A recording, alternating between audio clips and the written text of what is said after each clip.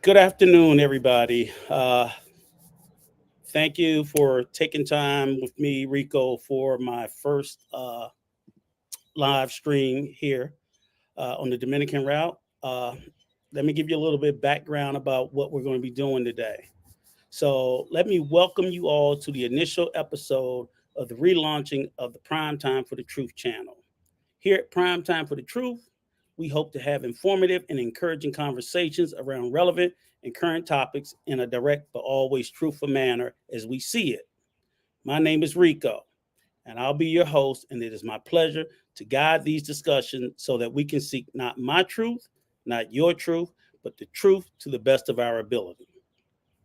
We will hold to have these discussions in an open and a constructive manner in an attempt to make sure that we cut through the noise, bring clarity to important issues. It is my intention that at the end of these discussions, that if we can't find a solution, we will always be able to see the truth. So please sit back and view my presentation in the light that I'm always seeking the truth, and where I fall short, please never hesitate to bring it to my attention. Oh, and to the audience and people that are here, let me first say happy St. Patrick's Day.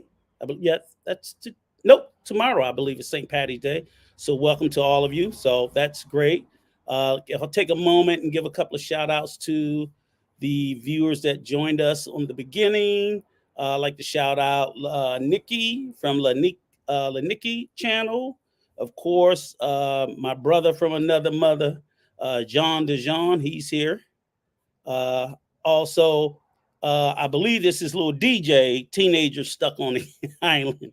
I laugh every time I see that because I know how you guys didn't quite seem to love it as much as me and Coach did, or does still do, not just did. Uh, I'm sitting outside in my backyard because I would have been in the house, but it turned out to be an unbelievably awesome day. So I wanted to get out here and get some of this vitamin D. I encourage all of you, if you're not here with me, to get outside and get some sunshine. It's good for the spirit, it's good for the soul, and that's what I try to do as much as possible. So just trying to stay within accordance with the program. I'll get back to the topic.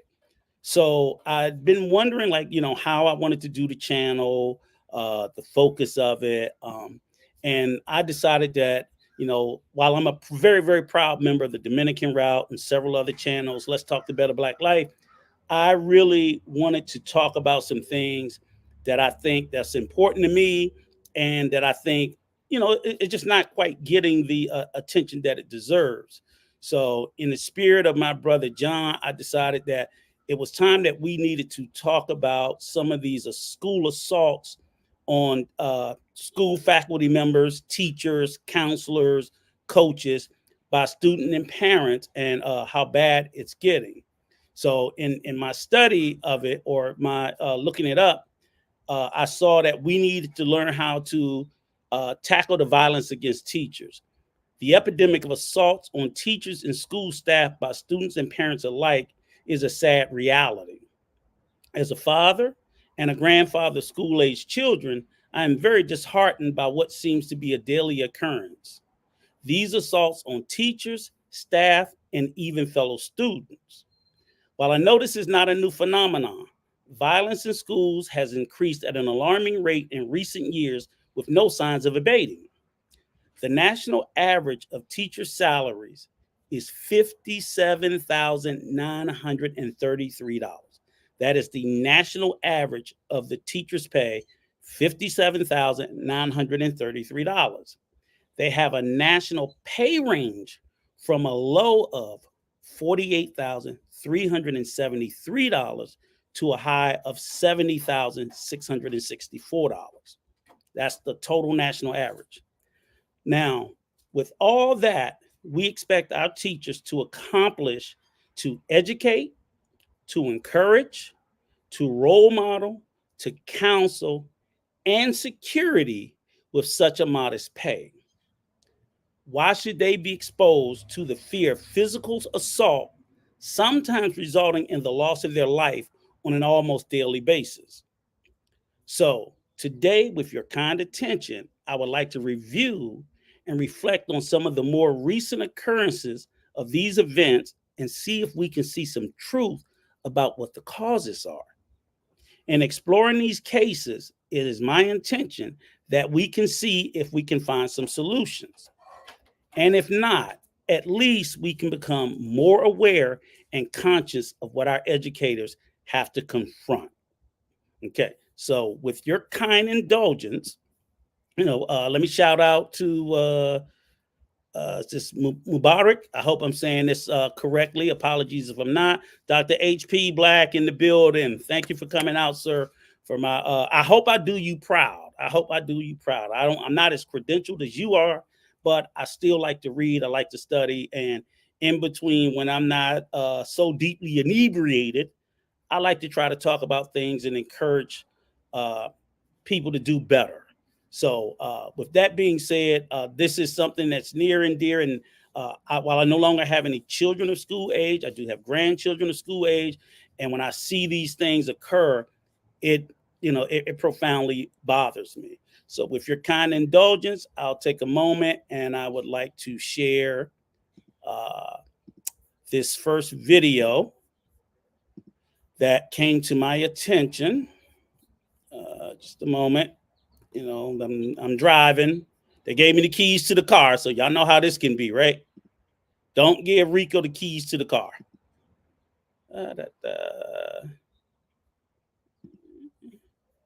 Share here. Okay. See, let me make it a little bit bigger. All right, I only got a permit, not a full license, so I'm gonna try this.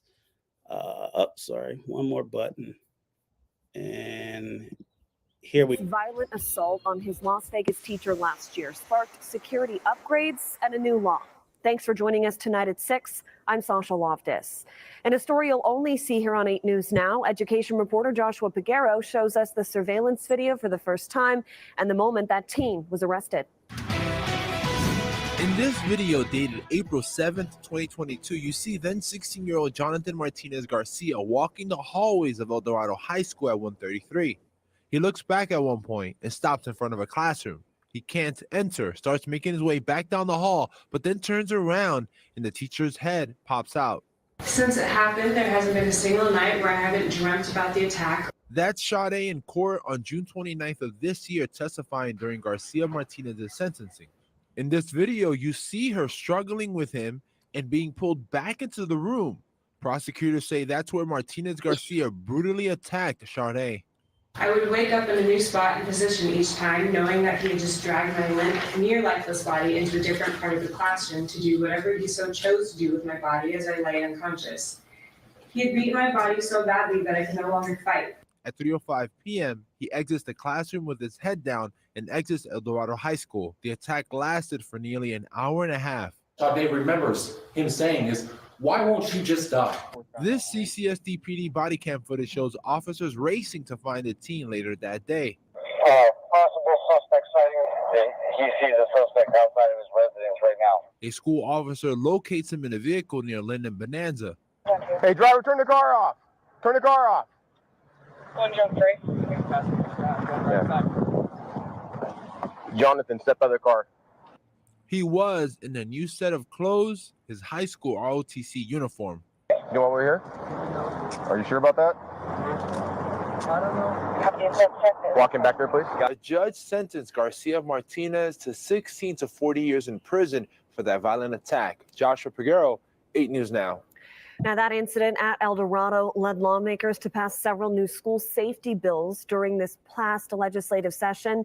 This made that easier for teachers and administrators to expel or suspend students for violent behavior.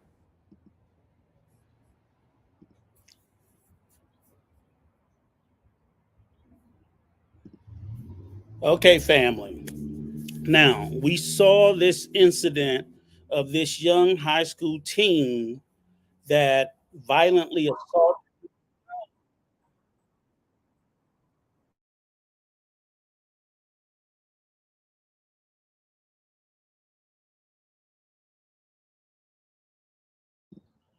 again, apologies, family. That's what happened when you give a rookie driver the keys to the car. I promise you, I will get better. But in that instance, I think it's telling that we saw a 16-year-old kid, I believe 15 or 16-year-old high school student, that appeared to be in school after hours. And for some unknown, I don't know. I don't know if that was a teacher of his. I don't know if they had any prior conflict, but nonetheless, we saw what he did to this young lady, and we saw the consequences of it, to the point that that young man has ruined his life, and he's gone to jail because of a fit of rage for at least 16 and possibly 40 years for the rest of his life. Um, but on the other side of the coin is a young woman that was, unrighteously assaulted, accosted, and it doesn't go into details as far as what else happened to her. But can you imagine, as much as I feel a sense of sorrow for the young man, what about the teacher? She's clearly was someone's daughter. She probably was someone's wife. She could have been someone's sister. She could have been someone's mother. And these sort of attacks and assaults, they don't just happen in the moment and it's done. They have long lasting effects on everybody involved. This kid is going to need counseling to see if whenever he gets out, he can redeem himself and become a functioning member of society. Or, maybe he'll fall into the trap of recidivism in and out, because we know that that's kind of like what the justice system is. It's a punishment system. It's not necessarily a rehabilitation system. But I just think that story is very disappointing, and that's not what teachers go to school for. They go to school to teach, and no one should have to go to work. I don't think any of you guys go to work ever at any point in time thinking about that you may get assaulted, beaten up, or great, or whatever the case may be. Oh, real quickly, if you guys could do me a favor, if if if my video looks good and my sound sounds good to you, can at least put a 1 in the chat to me, because I really don't know how this is being received. I know I'm sitting outside because, again, it's a really nice day, but I don't want to be sitting out here speaking and then you guys say you can't hear, or it looks fuzzy, or whatever the case may be. So if we could just do a quick audio visual check, I would really appreciate it.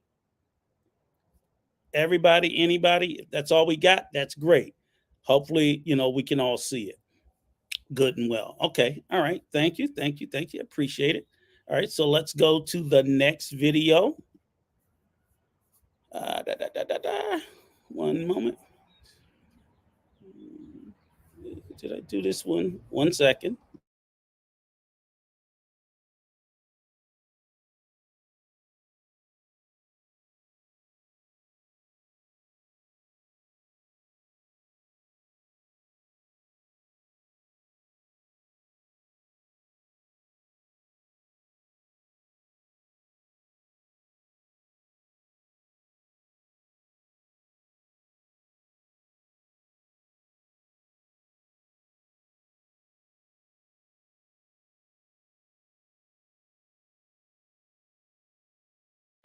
One, if you could start a life squad our way for a female staff, maybe in her mid-50s. That's the school resource officer radioing for help after the attack. The victim is inside a nearby classroom. She's eventually rushed to UC Medical Center. A few minutes later, and we see officers speaking with a teen accused of hitting her. Did you take anything, smoke anything, drink anything? Car. He said he took a hit or something. I took a car. I ain't take no weed. When he says he took a cart, he's referring to taking a hit from a vape cartridge. That's the school nurse next to the teen. The officer then asked the juvenile if he talked with the teacher just before the attack. Just gonna call the police, and I just start punching him. You started punching who? The teacher. The teacher? Do you remember where you hit her? In the head. In the head? The suspect goes on to tell the officer that the teacher started screaming, and he ran out of the classroom shortly after. In the videos, other students tell police that the teen started pushing around desks, hitting a classroom wall, and pinched another student's neck. The teen is then taken to the hospital to get checked out. In another video, we hear an officer speaking with the suspect's mother and grandmother at the hospital. The officer tells the woman the teacher has very serious injuries. He's going to be under arrest for felonious assault. We're going to stay with him here, and then he's going to be transported. So she's pressed to charge. 2020. She's unconscious and unresponsive. In the final video, we see the teen taken to the Juvenile Justice Center. From breaking news to... Okay, family. Now we saw this video. What did we get out of this video in particular? Again, another instance of a young man in high school assaulting a teacher. This woman, I think they said she was around the age of 50. You know, that's up in my neighborhood. As tough as old piece of leather that I look, when you get over 50 and 55, we don't recover from physical assaults nearly as well. So again, in this instance, so far in none of these videos have we seen any reason or provocation as to why these kids responded that way, but it's telling for some reason they all attacked their teachers. Now, the one thing I heard differently in this story is this young man appeared to be under the influence of something, because he said he hit a cart. And I found out just today that, and I said, oh, okay, that makes sense. Cart is short for cartridge. And I know these kids, and it seems like all these kids everywhere today are on these vape pens and electronic pens. And I think we as parents and the community, we need to start to show and express a little bit more concern about these things, because I have no idea what's in them. But apparently there are chemicals and things in there that I just thought I was more concerned about what it would do to them as far as their lungs and things of this nature. But if we start to see occurrences where kids are under the influence of something, because maybe, you know, this stuff is poison. I just found that to be really, really, really surprising. And so far in both of these cases, let me be clear. While I'm trying to sympathize with these young folks, at no point could it have been me. So I know previously y'all laughed about me. Oh, Rico said he won't cut the grass at a school. This is why. Because I just don't have the mental restraint to not assault a child. And these kids are big nowadays. We're not talking little kids. These 15, 16, hell, most of them are bigger than me. Most of them are bigger than me. So I'm not, going to respond as if that's a child, because I know, the slightest amount of aggressive force could take me up out of here. So I'm fighting like I'm fighting for my life. So you better believe that. Again, I'm trying to be balanced and not be too crazy when we talk about it, because I know that these young folks are children, but these young folks are being charged with felonious assault and they're going to jail. And I think their ass should be. Do I want to say right now to throw them away for good? I'll say no, with one caveat. If they put their fucking hands on me, I'm going to see that they're gone for good. It's just, I can't accept that. And, this kid beat up a 50-year-old woman just because he wanted to hit a vape pen. That's again, every time I'm showing these stories, we got to understand these women are they're definitely somebody's daughter. We know they all have parents because they're here, but they're possibly somebody's mother, somebody's sister, somebody's child, and a mother.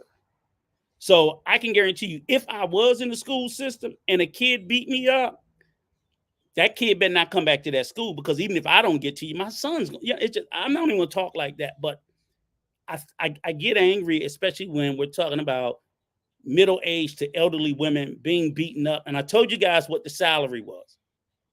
They don't get paid enough for this shit. They don't get paid enough, period. I truly believe that teachers are some of the most underpaid professionals we have in this country. And then you got to go to school and you have to go to your job site and you have to deal with this every day. I think it's just too much. And I just wanted to talk about it because, again, I think that we become disconnected to this. And just for the record, these are all cases that happened in 2022, 2023, and one just earlier this year. So these are recent cases, and they're all over the country, all over the U.S. And I will say this: when I was doing my research, this is not just a U.S. thing. There are multiple cases of student assaults on teachers in the United Kingdom, in Australia, in Canada, all over the world. So it's not just a U.S. issue. I think it probably is more so in the U.S. than the other. But let's go to the next video. All right. Bear with me a moment. And okay, let me present. Again, can't give me the keys to the car. Can't give a rookie the keys to the car.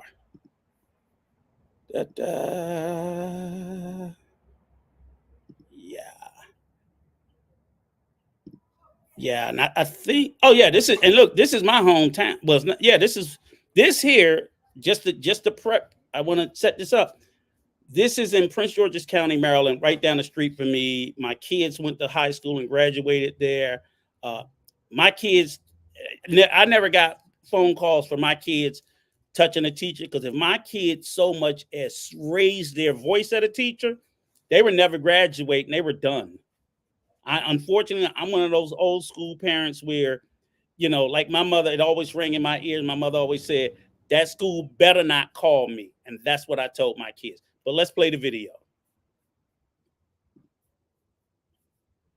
The yards outside Potomac Landing Elementary School in Fort Washington, Maryland are supposed to be a safe place. Yet as this photo from a teacher with a head welt shows, educators are getting wounded on school grounds. As soon as I got ready to take her into the office, she hit me and would not stop. So I tried to restrain her. While I was trying to restrain her, her sister jumped in, cursed at me as well, jumped on me. I slipped and I fell. And when I slipped and fell, they were both just hitting me. The younger sister kicked me in my head. How old are these children? The oldest was 12 and her sister is 10. So young. So young. Very young. And for that attack, music teacher Renee Calloway says the student who kicked her head received a suspension. It's 20 days at the end of the school year. That's an early summer vacation. Other Prince George's County public school teachers we talked with report being punched, pushed, and kicked by students. Too often, way too often. And students are allowed to act out. Calloway and other teachers started a new group they call Safe Teach 23. We have to make every concerted effort to protect teachers so that we can be there to actually teach students. Prince George's County Public Schools says it's expanding professional counseling and therapy services for students at high-need schools. In a statement it wrote, in part, we ask that parents and guardians remind their child of the serious disciplinary actions that can result from physically harming peers and adults. But Maryland law now forbids any court punishments for children under 13. There are individuals who are young, who commit violent offenses against teachers that, based on the new state laws, will not be referred for prosecution. And so that is an issue that prosecutors are taking up with the state. Prince George's County State's Attorney Aisha Brayboy is telling Maryland's Judiciary Committee more needs to be done to restore legal discipline for assaults by children under 13, and that includes court-mandated therapy and counseling. What I'm hoping to tell the Judiciary Committee is that we need change, that we agree ultimately with the goal of rehabilitation. We may disagree on how we achieve it. There has to be teachers have to be supported. Wounds heal, but Calloway has the fear that without the root cause of student violence being fixed, what is supposed to be a safe space for all will become a hostile workplace. I'm having a hard time accepting the fact that I now have severe anxiety and PTSD. Just going into school. Going into the schools, to the school building. But I had to know that it's okay. Like, this is now my new reality. In Fort Washington, Maryland, Nathan Baca, WUSA 9.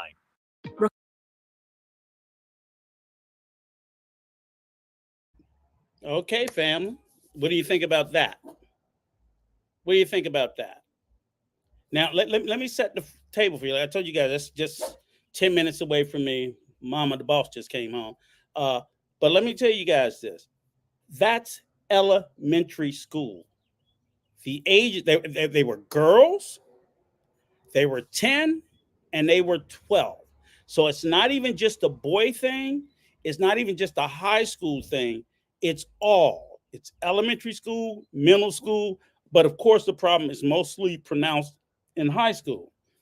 In addition to that, they're doing this gang, or the sister jumped in. I shouldn't call them a gang.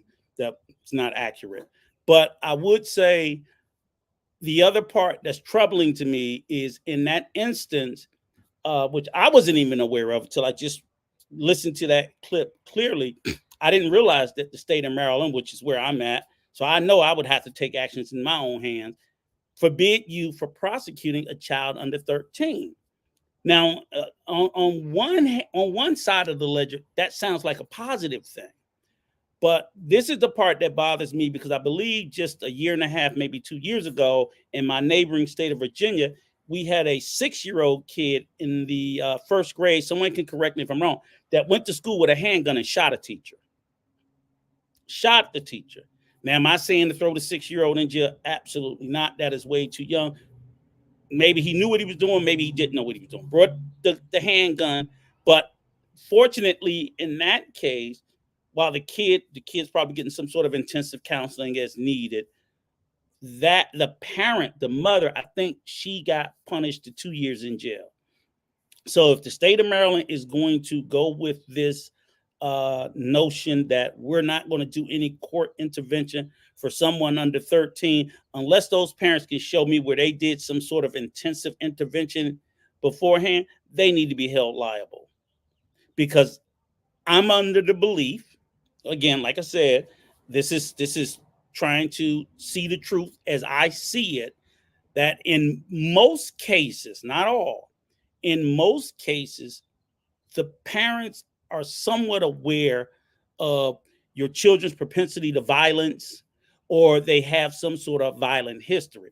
I'll just to say for the 2 days ago in the state of Michigan, they just convicted a father because his son went to his high school 2 years ago and shot and killed 4 students and shot several other students. The mother was convicted a week before. We don't know how much time they're going to get. The kid got life, but they finally, this is the first time ever in the US where parents were held responsible for what their children did. In that case, the father brought the kid the gun. They said the kid had all kinds, it's what we should have been doing. And maybe some of these people will be less reluctant to want to purchase these firearms, or at least at a bare minimum, if you insist on keeping your Second Amendment right, you carry it with the weight of responsibility, and you sit there and you start to make sure you secure these weapons, because I just think it's getting out of hand. It's ridiculous. So again, when you got grade school children, salute to you, RA. Oh, let me just take a moment to shout out the people that showed up. I'm sorry, guys. I told you I'm a novice. I'm just getting my permit, and they gave me keys to the car already. So I'm out here lost on these streets. But shout out to Sister Cheryl Broussard. Thank you for being here with me. I love you. Thank you for sitting there and supporting me in this initial journey. Again, my sister Wu, thank you as always, rocking with me. I couldn't do this without you. And the support and encouragement from all you guys. And shout out to RA. Thank you for coming through. And again, I hope. Oh, and El Camelito, or El Camilo, however you said. This is, it's not very difficult, but it is a new skill set that I'm learning, and I'm trying to do it in a way where I can, teach and encourage, and we can learn something from it. But again, just in closing, I think those are the things for me that stood out to me, was the ages of the kids, the gender. We know that these females, I can tell you this, Prince George's County is a predominantly African American county. So while we have not seen the girls, and I know that area very well, which is a predominantly African American part of the county, it wouldn't be a stretch to say that in all likelihood, those 2 young ladies are African American. It just is. So, But I just think for me that the parents should have known. They may have known or they should have known. And if that happened, they need to be held accountable. They just literally need to be held accountable. I'd sue them for everything they got. So I mean that was just troubling to me. I wanted to point that out. So hopefully, if this was useful to you. Give me a moment and we're going to go to the next video.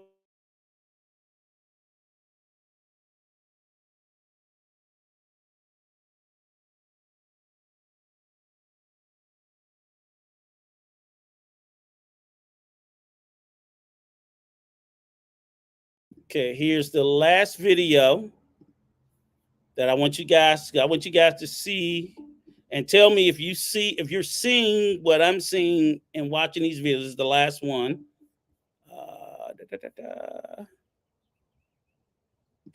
Yeah. I can't seem to recognize this song. How that came up. Okay, we all can see it. And where's the play button? All right. Classroom violence against teachers in a local school district, it's gotten worse. Yeah, after a Fox 12 investigation into this issue months ago, data shows the problem is not improving. Investigative reporter Adrian Thomas joins us now in the studio with a follow-up report this morning. Adrian, good morning. Kim, Shauna, good morning. Back in late August, we showed you how the Salem-Keizer School District, Oregon's second largest school district, leads the way in student-caused teacher injuries. Now, despite district officials saying this is one of the top priorities for improvement this school year, the problem hasn't gotten better. Teachers tell us they're now getting desperate. Newly released data Fox 12 Investigates has obtained from the Salem-Keizer School District shows a dramatic increase in staff injury reports filed by teachers. Back in August, we took a closer look into this issue and uncovered how from January 2019 until summer 2023, there were nearly 1,100 staff injury reports filed, more than double the amount of reports filed in Portland Public Schools in the same time period. Now, new data from Salem-Keizer Schools shows the problem just continues to get worse. The latest teacher injury reports we've obtained show this current school year is off to a worse start than the last several years, with 78 student-caused staff injuries between July 11th and October 9th. That's compared to 48 reports filed during the same period in 2022, 33 in 2021, none in 2020 due to distance learning, and 32 in 2019. Breaking it down by year, it's been a gradual increase of overall staff injury reports filed. 167 reports filed in 2021, 386 in 2022, and in 2023, from the beginning of the year until early October, over 420 reports have been filed. The Salem-Keizer Education Association, the union representing teachers in the district, says staff morale is low. It is beyond heartbreaking. It's also infuriating that these students aren't getting their needs met, and our staff are not getting the protections that they need to be able to show up to work without getting hurt. Staff statements in injury reports from this school year describe students causing serious bodily harm. In an incident from Houck Middle School in September, one teacher explains how a, quote, student was pulling on my arm, causing me to trip and fall. I hit the door frame head first, resulting in a 4-inch gash that needed 25 stitches. In an incident that same month at Four Corners Elementary School, one staff member describes how a student, quote, punched me in the left side of my head, punched me in the stomach 4 times, slapped me multiple times, and repeatedly and intentionally punched me in private areas. Let me just pause it there for a second, family, because because this video is about 5 minutes long. We're almost done. We're halfway through it, but I wondered, are you guys noticing the increase year over year? I believe it was nearly like 100% increase from 2021 to 2022, and then 2022 to 2023, nearly almost another 100% increase. One study one in particular article and partial study that I read is this may be a reflection of some of the result of what we endured during the pandemic. They talk about how they think the pandemic has led to a change in human behavior. So that's one thing that I think about. And I want to say that this is one particular school system only in the state of Oregon. So if we extrapolate this out, nationwide, we can see the breadth of the problem, how big it is. And these teachers are really, when I keep thinking of the cost of what they earn, and, like you said, being punched in the head and in the private parts and being raped, there's no way in hell. I think teacher salaries needed to be tripled without any of this. With this, quintuple. This is just insane that, again, we're asking so much of our teachers, and we they say things like, oh, the police officers, oh, we need to be counseled, we need to be. I'm like, their job still isn't as bad as teachers. I'm not saying that being a police officer is not dangerous, absolutely, but y'all got a gun. The teachers don't. And nor should they, and most of them don't want to because they're not trying to take someone's life. But I don't hear this preponderance of police officers being beaten up or being put in the hospital or anything like this, or loss of life, because obviously the kids and the people on the other side of the coin know that there's a 50 or 20% chance of them coming out of it. I think these students know that they can do these acts of violence on teachers with near impunity because we've allowed that to change. And I can tell you, it's been a significant generational shift in parents. It's going to get to the point where I think it's going to start to affect the education, and certain school districts. We're going to start to see these huge disparities between certain school systems, certain school districts where kids thrive and do very well, and other systems where they're just going to be left behind. They're just simply going to be left behind. So I think it's something that, like, the parents have got to start to put their foot down with their children. The unions have to support teachers more. The local legislative bodies have to give them more structure. There needs to be more funding for school. All of these things. So I don't think it's a one size fit all or a single thing. I think it's multiple things. So I just wanted to stop it at that point to address those points I've heard in the video so far. And I'm just going to finish this up. And then I got some special guests that I want to bring up. This escalation lasted approximately 2 hours. Chris Moore is the Director of Mental Health and Social Emotional Learning for Salem-Keizer, and one of the district officials in charge of addressing this rise in student attacks. He says from the staff perspective, he's focused on increasing support for teachers who have been attacked. And so what do you say to some of those teachers who are concerned right now? Yeah, absolutely. Every one of those staff stories is important. And I've had the opportunity to talk with a lot of those staff members. As our staff injury reports are submitted, we've added another team alongside those, our safety and risk management, to follow up directly with staff afterwards. Moore says the district has 5 behavior intervention trainers who train staff in de-escalation tactics for handling students experiencing outbursts. Now, their role has expanded to responding to teachers who have been harmed by a student. And staff can say if they'd like to have someone check in for additional support or training, they check a box on there. And then what we do is we reach out. Moore says the district also has one behavior intervention center, which is a facility that can hold up to 16 students where they can be sent after frequent outbursts at school. Students work with counselors to improve behavior before returning to the classroom. Moore says a second facility is opening in January. Next spring, Moore says the district is also partnering with Trillium Family Services to open a day treatment center that can provide behavioral health resources and psychiatric care for up to 24 students and their families. But teachers say the changes to address this problem should have been made a long time ago, and promised projects don't make enough of an impact. Until just very recently, it still wasn't being prioritized. And that's the problem. We're talking about systematic changes that need to happen to support people and our students.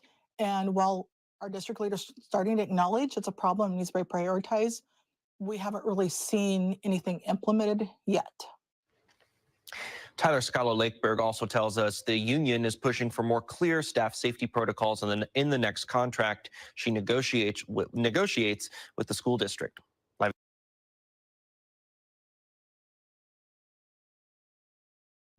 Okay, family. So hopefully, again, that look, Millie, y'all see him out here with my little stupid dog. Millie, knock it out. So hopefully we can see where, like you said, the lady was able to discuss some of the issues and concerns and problems. And I agree with all of them. I don't think they go far enough. But obviously it's better than nothing. But we have to sit there and be able to stop and tamp down these instances of assaults on teachers. I mean, I don't think anybody in any profession anywhere needs nor deserve to be assaulted or attacked in any way. But in these particular cases, and especially as people of color, when we're sitting there and we're trying to close the education gap, the wealth gap, and all these things, these are things that we can do at a small local level that can help us to decrease it. If teachers simply can't go to school and teach, my God, there's no hope. There's little to no hope. So with all that being said, I hope that I was, I'm truthful in what I'm saying. But to hear prime time for the truth, that's what we try to sit and settle only in the truth. Again, not my truth, not your truth, but the truth. I hope those videos were a helpful tool for us to sort of reconnect with what the problem is of school. And this is just school assaults. This doesn't address, again, like I said, the inadequacies in school, the lack of support and funding, the lack of some of the arts and whatnot. This is just the assault. So we can't even get to the bigger problems if we can't just protect our educators. And it is leading to an increase in teachers flat out leaving the school system. We have far fewer male teachers, and we have to do something about it. So I hope that was helpful. That was my little spiel on there. All right. So now at this time, I'm going to take a moment to introduce a couple of special guests that will come up and talk to us on these topics. They're all three of these people I know very personally. I know them on a very personal level, and I'm proud and honored for them to be here with me on my first stream. Two of them are my brothers from another mother. One is a sister from another mother. And just briefly, first and foremost will be John DeJean. He is a former Major League Baseball player, baseball coach, and security specialist in the Dallas school system. Shortly, we will be joined by a personal friend of mine, May, who is a former teacher of 16 years at an alternative high school in the metro Atlanta area. And especially a very dear friend of mine, Brother Clarence, who's also a member of the Nation of Islam, has his own YouTube channel, Let's Talk the Better Black Life, that's out there in the trenches doing the work every day, speaking to young men in the community, and also the founder of the Urban Warrior Academy in Los Angeles that we're going to get up and running. We're going to continue to shout it out. And he has a great program on Sundays, every Sunday afternoon. We're going to drop the link to these channels so that you guys can come in with some good whole content and things like that. So without any further ado, okay. All right. I'll do that next time. All right. Because I'm telling you, they just gave me the keys to the car. So let me bring up John. Let me bring up May. And let me bring up Brother Clarence. How we going today, guys? And ladies, gentlemen, ladies, are we all doing good? Doing well.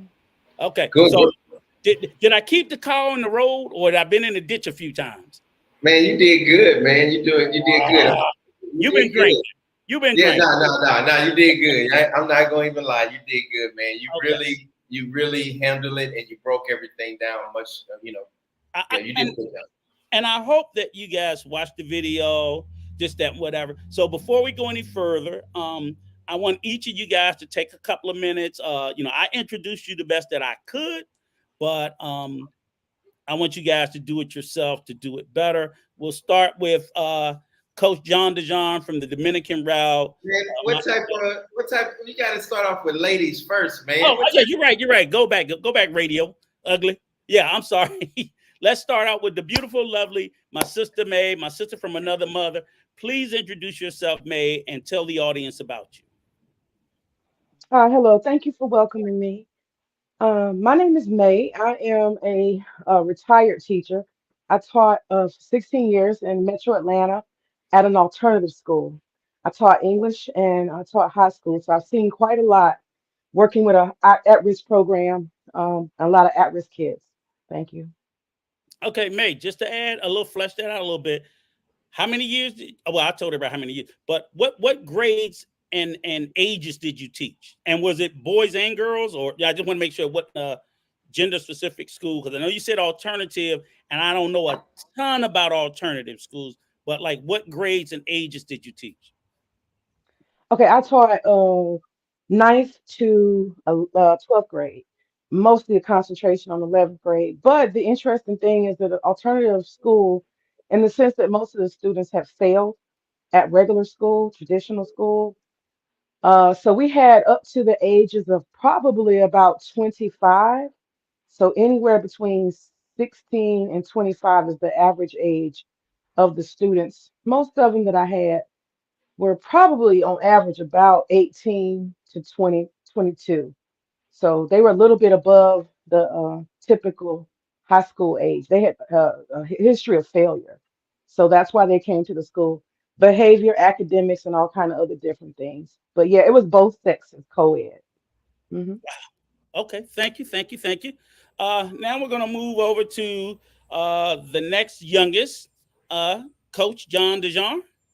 Hey man, I'm gonna just jump past the baseball stuff and Yankees. I was a big person that loved working with kids. I worked with kids my whole life. I taught at schools, and I was at 3 different schools.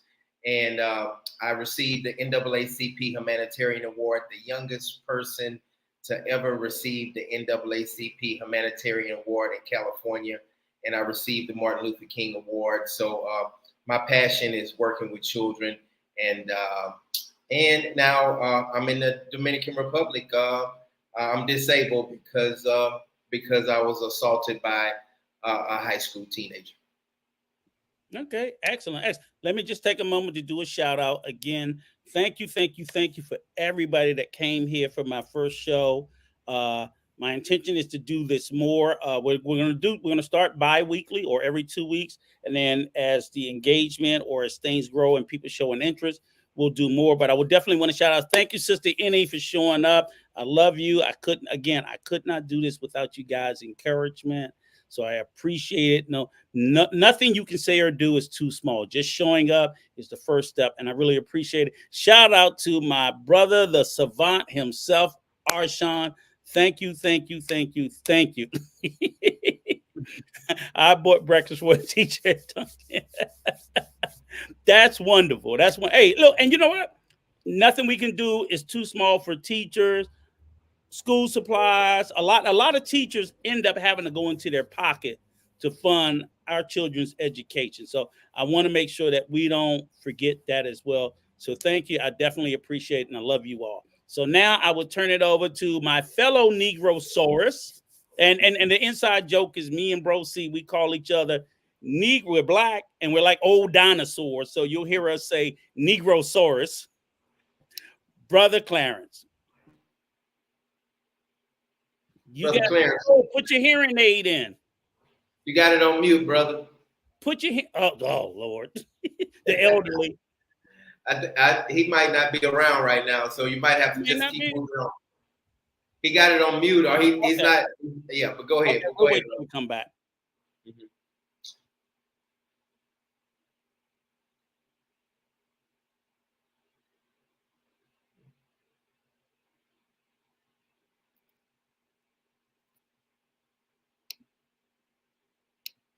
See, y'all done let the elderly have the keys to the car. I'm on mute. Okay, good. Go, Rico. I didn't lose my voice. I'm just getting old and stupid. So again, we know that you had a particular specialized, maybe not so well known incident as a school security. and you were in the Dallas school system. Was it That's Dallas? right. Okay. Dallas, yeah, Dallas And the school great- system.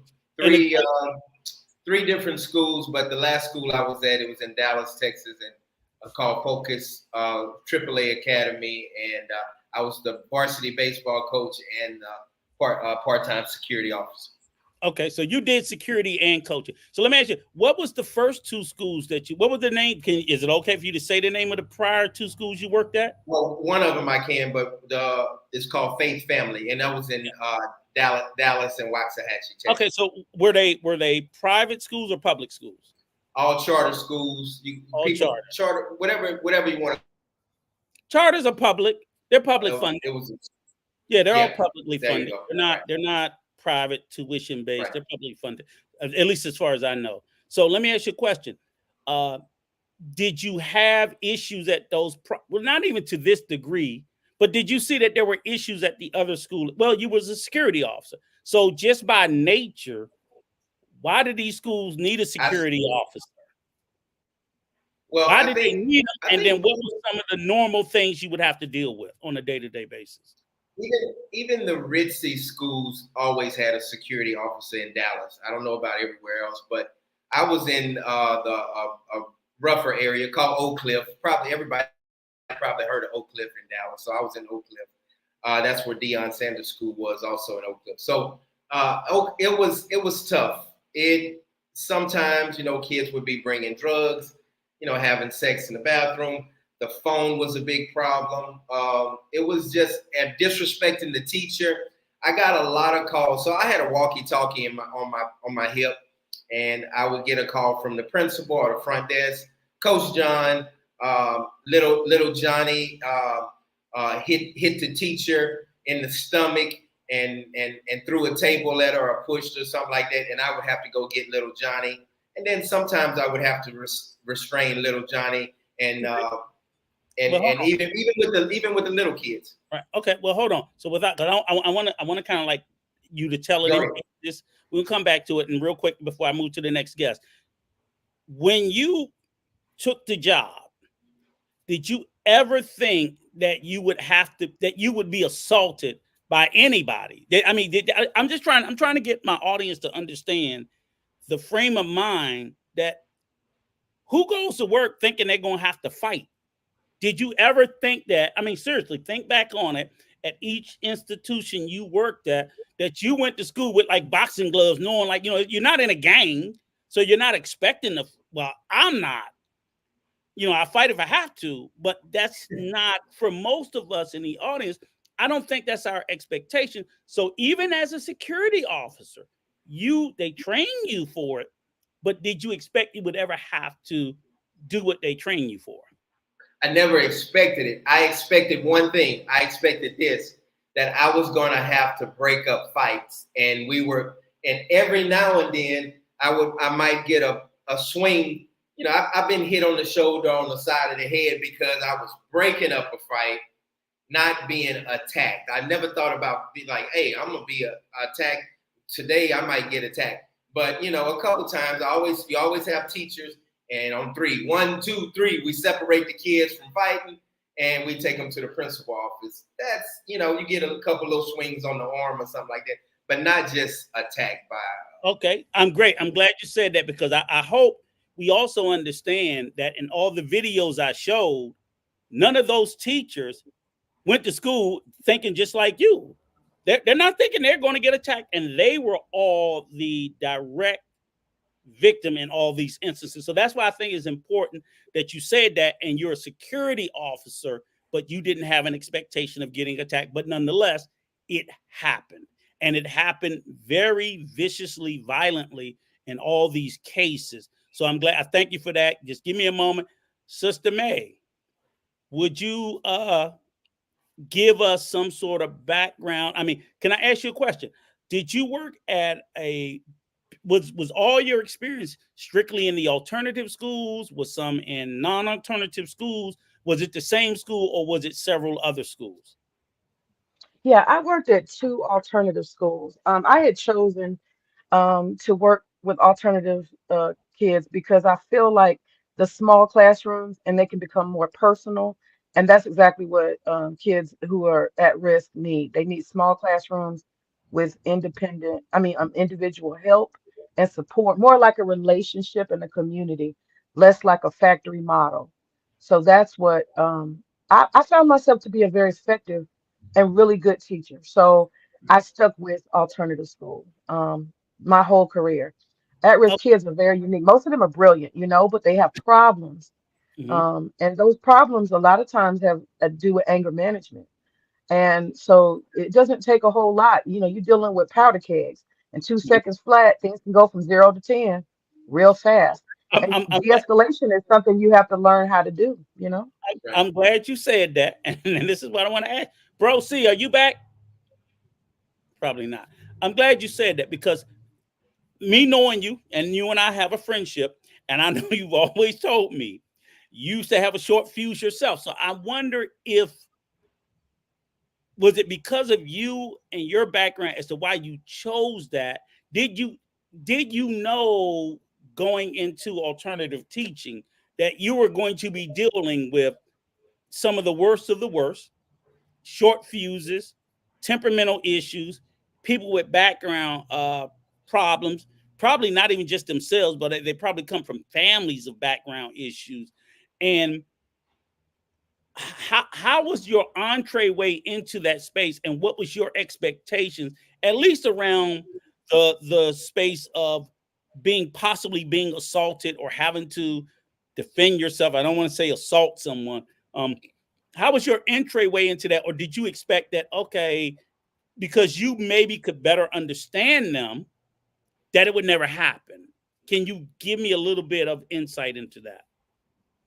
Well, let's say this: alternative school is not that different than a regular school. If we're honest, they're not that different.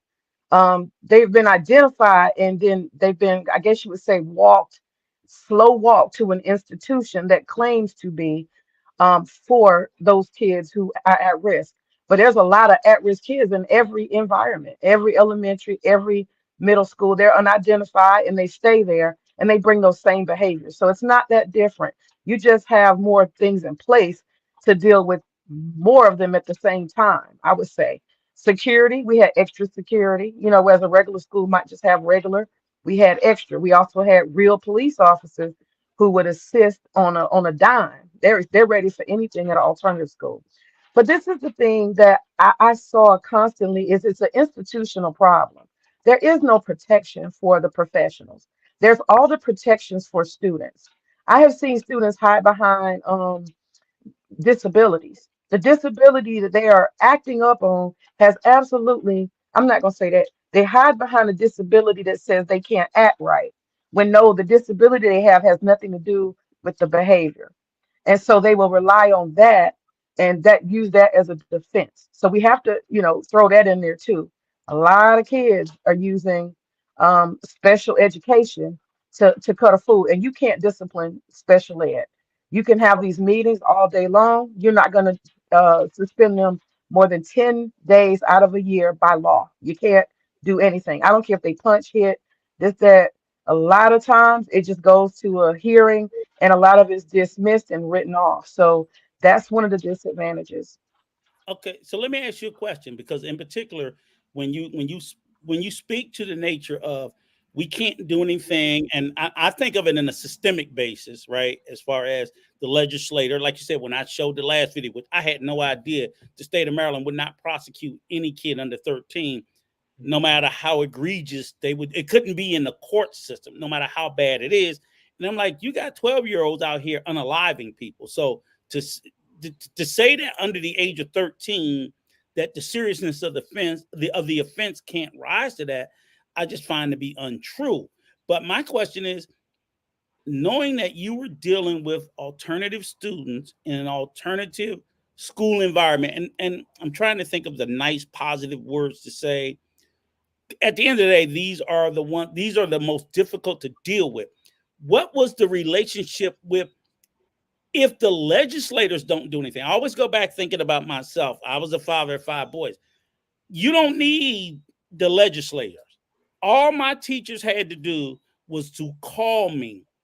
And I literally had a standing message to the teachers to say, pick up the phone and say, hey, Mr. Young, I had a problem with so-and-so, and hang up. I don't want no explanation. I don't care what it is.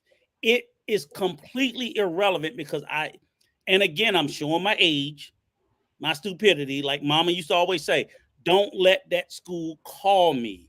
You're there to be educated and not anything else. So and I still strongly do not believe in children being disruptive to education, right? Now I understand, I know it's 2024, I know all the new shit that's going on. But at least I'm trying to figure out was what level of support are you as an alternative educator being given by the parents, or are they just sending them to act a goddamn fool to you every day? Every day. So you got to, not only you got to teach them, you got to mother them. That's where I think for that modest amount of pay, I'm here to teach you, not to mother you. Yeah, but that's a good point, Rico. I'll say this real quick. Can Sister May answer, then I'll come right back to you. I'm sorry. Hold it for a second, radio. Go ahead, May.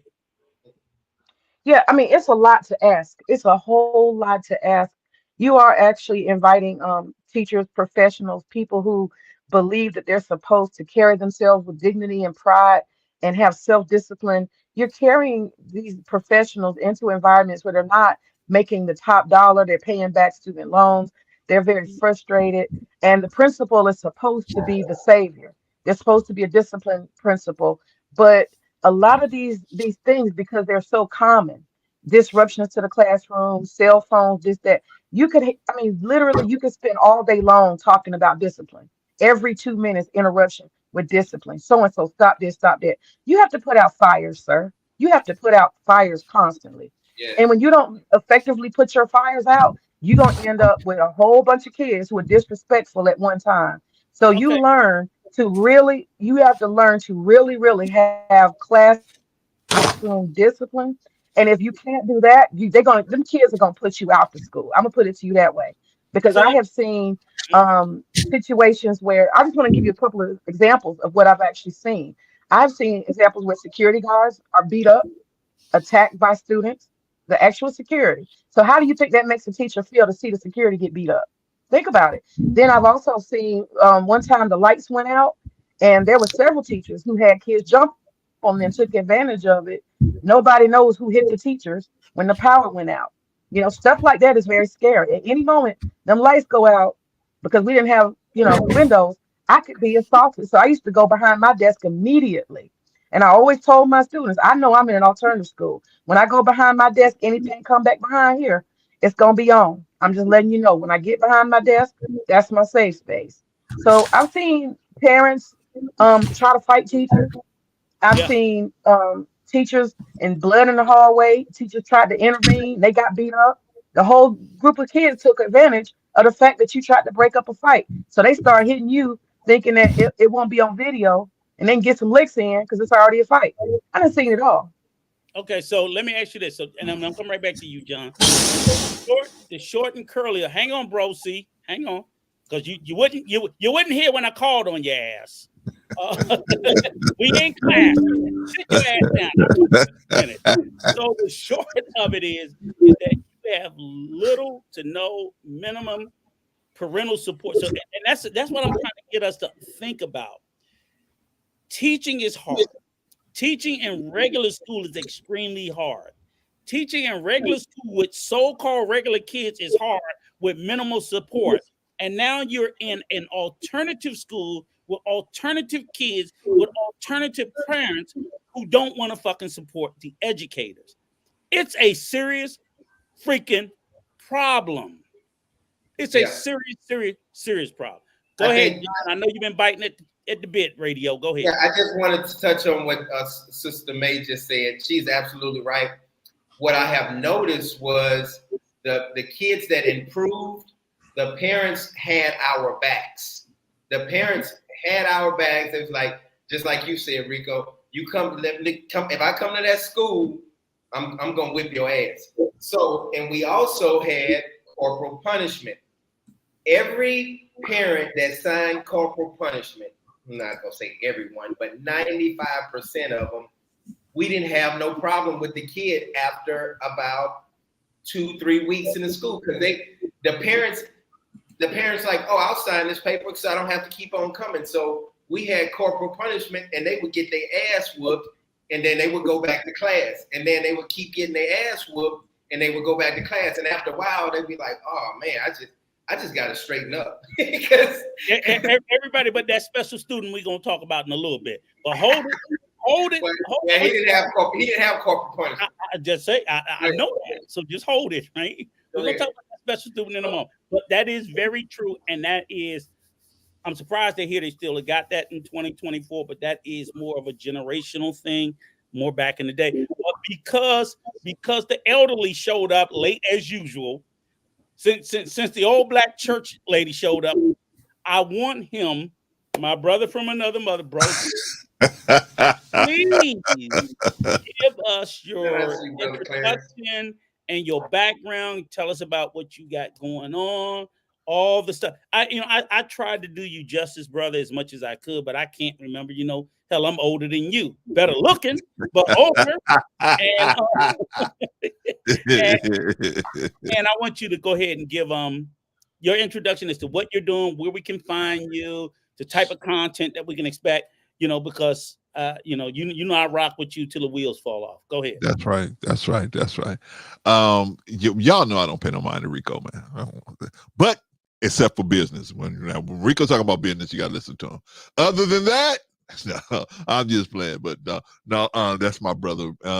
And thank you, brother, and congratulations on having Brother John putting you out there, man. And I'm glad you out here so you could see what it's like. Instead of cussing me out all the time and cussing John out all the time, you can see what it's like to actually run your own thing and all the things that's going on in the background, right? All right, but thank you, brother. Appreciate you. Thank you, John. Thank you. Hold up. What's the problem? Yeah. Clarence, just play video. Clarence, just do it. Clarence, what's going on? I just bring this person up. What's wrong with you? Don't bring him up. Go back, Clarence. Go back and see what I was saying. Come on. What's going on, John? John, just stop. Just don't let that person talk. Let this person talk. What's going on? But now, man, I'm glad Rico getting a little taste of it to see what it's like, man. All right, so what we doing, man? What we doing? I was fortunate, man. No, give me your background. I want to hear you. Oh, okay. My background's 28 years working with the city of Los Angeles.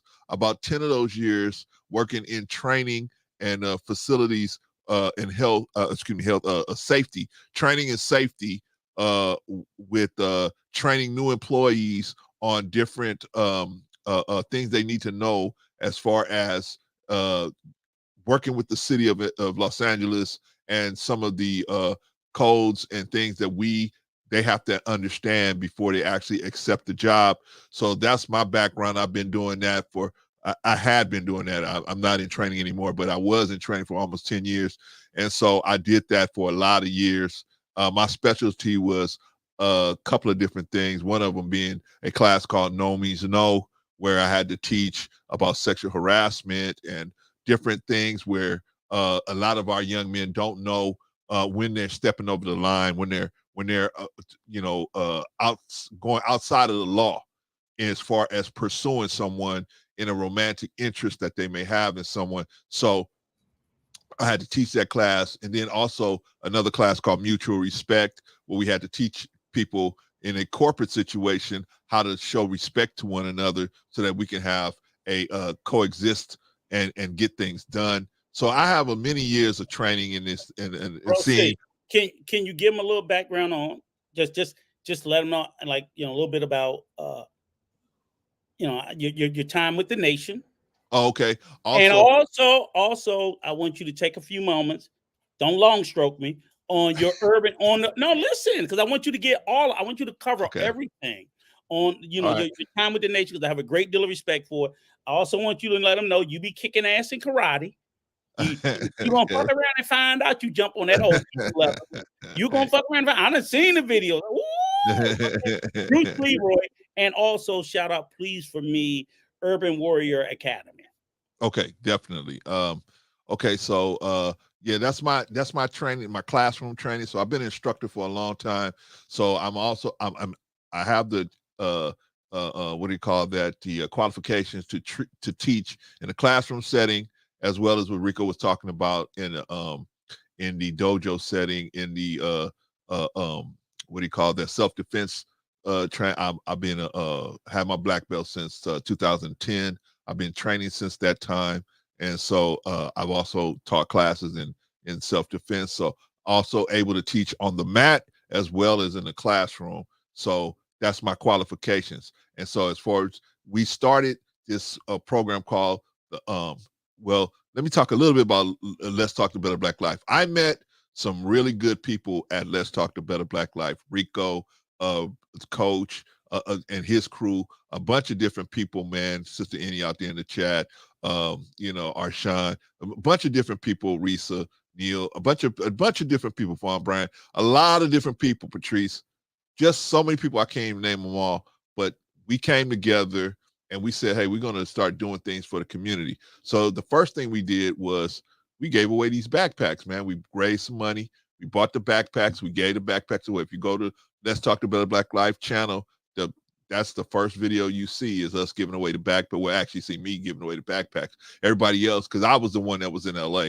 Everybody else was in different states all over the country, but they gave the money and I had to, me and another lady had to set up where we gave away the backpacks, but we did that. So now we set our next goal on, okay, how are we going, what can we do next? Well, the next thing is we see a need, kind of ties into what you guys are talking about.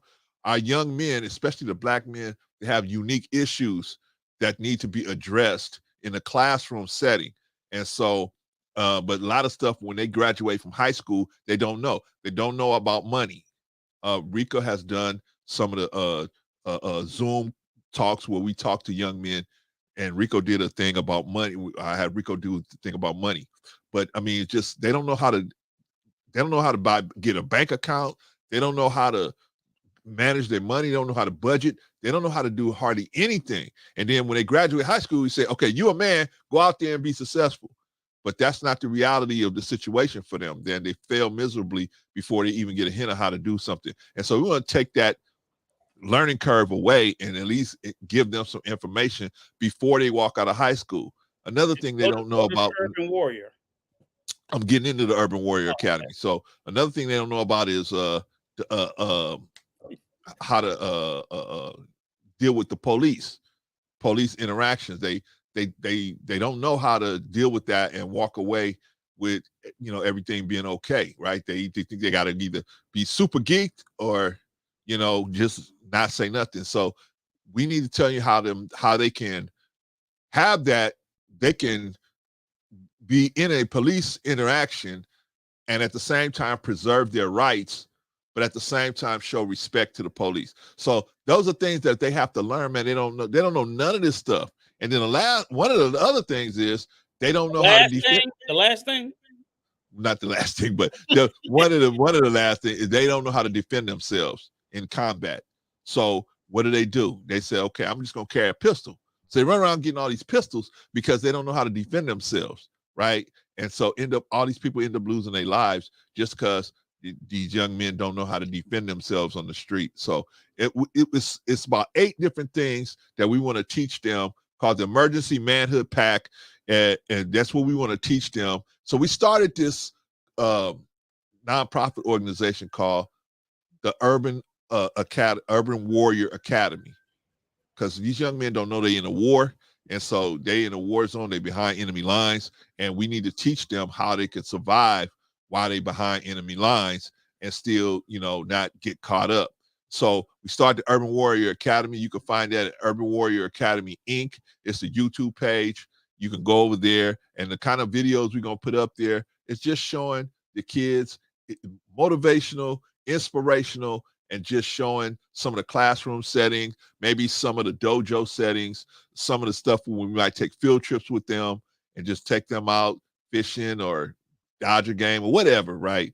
But that's the type of things we want to do for the kids in the Compton, Long Beach, Los Angeles area. That's right around the area where we got a facility that we're trying to buy. We're trying to raise money to not buy, but take control of and at least rent it out for a couple of years. That a facility we're trying to get to that can do all the things that we're trying to do. So we trying to raise money to do that. But yeah, man, that's it goes back to what you guys was talking about as far as the teachers and our young men especially have unique issues where they're and I hate to say it, but they keep telling black young men everything's the same. Everything's the same. There's no difference in no, there's difference. Our young men have unique issues. Our young men have unique issues, and those issues have to be spoken to. For example, our young men start showing. You said a lot of words. Shorten it. Okay. Our young men start showing masculinity. Our young men start showing masculinity at about first grade, second grade. So many of the teachers that they run across will take that masculinity that comes off of them as disrespect. And so they will push back on them to try to push down that masculinity, right? And so that turns off our young men. By the time they get to third or fourth grade, they done checked out. They're going to school just for the food and the socialization. Sir, right, cool. sir, you've been doing research on. It's clear that you've been doing research on. May, 1 second. Okay, Clarence, me, May, and John got to skip. This is uno, so we skipping your black ass the next 3 turns, okay? Right. With your long broken ass. No, hold on, stay there because hold on. I wanted John, that. You know I don't listen to Rico. You know I don't listen to Rico at all. You see what happens when you give a Negro a little bit of power. Shut up, radio. I drop your ass. So here's the reality is because one thing I did want to hear, and I want to stick a pin in, is again, you with the work on the streets, and I know Sister May be doing work on the streets in Atlanta. And again, for everybody sitting there saying, it's LA. It ain't just LA. LA is the pilot program, Urban Warrior Academy. If this ends up being a good thing, hopefully Bro C, myself, May in Atlanta, whatever, John, we can roll this out. But you have to start somewhere. And LA is where we're starting because Bro Clarence is willing to put, because a lot of this shit revolves around people putting boots on the ground, feet on the street. You just can't sit up here in this goddamn box and talk all the time like everybody like to do. They like to talk shit but not do shit. And I know Bro C and I know May, because May be doing that fucking work in Atlanta. She's changing laws and changing lives. Right on. So that's what I'm sitting there saying. Is you guys are very symbiotic. I'm glad I got you both here. Make sure you say my name. Because you ain't doing shit, radio. I'm like, you ain't on the ground doing nothing. But literally, I take it back. I take that back. Because you know what? I spoke too soon. I'm just messing with you, man. Go ahead. Move on, man. Move on. I'm just playing. John be killing it with there's a particular. Come on, man. John, you getting them kids, teaching kids English, baseball, manhood. Let me give him one flower. He be killing it with that orphanage. With that orphanage. We'll be there tomorrow. Hey, you shut up for a moment. Hey, subscribe to this channel and go and look at his orphanage videos, and you see the things that he does with the orphanage, raising money to get them stoves, clothes, food, all kinds of stuff. An orphanage of at least 40, 50 young black men. And again, you and Clarence are always into this young black men space. And I love that. Absolutely. I'm a young black man, but very young. But nonetheless, I agree with everything that he said. I don't think our problems are all gender specific, but again, I love us coming together, sitting here in this space, having this conversation with. Can I say this real quick, Rico? Go ahead. May said something a little earlier. I remember when I would get calls and the teachers said the lights went out and they got snuck in the back of the head, or a book hit them in the back, or somebody put something in their desk, and it was just frustrating. And then you don't know who did it. Nobody ain't snitching. And you got 20 people in the classroom and ain't nobody snitching, ain't nobody saying that. And I felt bad for some. And I've seen some teachers just walk out crying and just said, "I'm done. I can't do it anymore." So it's teachers have it very tough. I didn't have it tough compared to the teachers, because the But, teachers. right. But that's exactly the point. Like we're talking about these instances of teachers with limited resources. And again, like I said, for all the videos I show, I didn't touch on, as you definitely know. I can't imagine. Well, you probably know. You know better than any of the other three of us. But I listen to stories of teachers having to financially go in their pocket to purchase school supplies.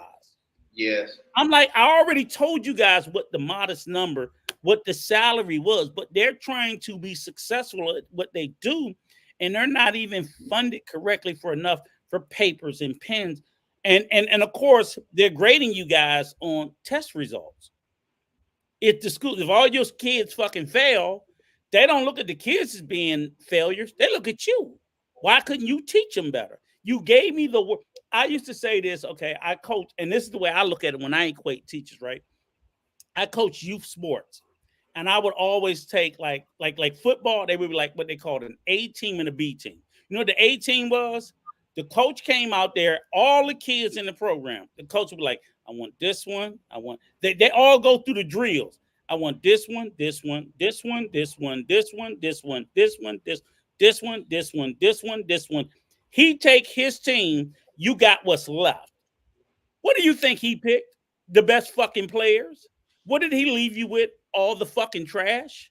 And every year, I was the coach that was coaching the B team. So we would go 0-10 or 2-8. And they look at me like, what's wrong with you? You suck as a coach. I'm like, are you fucking serious? You gave me kids that couldn't even put their shoes on the right fucking feet. I'm trying to coach them up. You took the best. You're not going to grade me against you picking what you wanted, but that's what they do. So when I look at it, I always think of it from that. And I loved coaching those kids. So I'm with you. The troubled kids, the kids that nobody wanted to bet on, I believe in. I believe in them. But be honest with you, them be some little rascal motherfuckers. They be Hey, rough. Rico, what about the mothers that don't remember that they had practice, right? They'll come back to about 9 o'clock at night, right? Oh my goodness. We got that at the school. Right. Hey, May has 7 more minutes to be with us. So May, go ahead and Go ahead, May. I'm sorry. Yeah. Oh, no worries. I have a couple of things I gotta on time frame I gotta do. I just want to say I appreciate you guys having this conversation. I had a quick comment for the brother who's at the desk. Brother Clarence. Brother, yes. Brother, I was just admiring the fact that I can tell you have done your research on black males in the school system. That topic you said, when you said that by the 3rd grade, they're turned off. I did my graduate research on that, and I have to tell you that so much attention needs to be given to that topic. It's going to change everything when we start catering to every student in the way that they need to be taught. When we start doing that, it's going to change everything. Yes. Because right now, in my opinion, we're teaching based on the way white children learn. We're teaching based on the way they learn, right? And not and we're saying, well, everybody's the same. Everybody's not the same. But they won't admit that. That's right. And alternative schools are proof. They are proof. A lot of these alternative schools are proof that it didn't work. In mass, you're seeing a lot of black kids end up in the alternative schools, no matter how, what the population is around, the surrounding demographic. You will see a lot of black kids in alternative schools. Now, the funny thing is, I love alternative schools because they're successful. When you have small classes and you have teachers that actually know who you are, they know your name, they care about you, they encourage you, they see you because you're not 1 out of 36, you're 1 out of 12 in a classroom. Now we can work. Now we can get something done. I like that. Hey, sister, before you go, I want to, what can we do to prevent the kids from assaulting our teachers across the world? Well, first and foremost, we need to have teachers' rights. We need to establish that teacher and adult, let's say educational professionals, We need to have standards for the students. We got all kinds of standards for the adults. You can't cuss at them. Don't touch them. If they fight, leave them alone. You know, you better not hit them, even if they hit you. We got all kind of rights and responsibilities put on the not rights, but obligations and barriers and expectations put on the adults. Where are the boundaries and expectations for the parents? Where are the contracts from the students? You will not do X, Y, and Z. They have rules in there in some book that kids never read. When are we going to tell them point blank, you will not put your hands on this teacher? And if you do, you're going to jail. That needs to be the policy. We got to have rights that are defended for the professional. Because what you're going to end up with is a whole bunch of people. Y'all notice a teacher shortage. You're going to end up with a whole bunch of people who can't do more than babysit.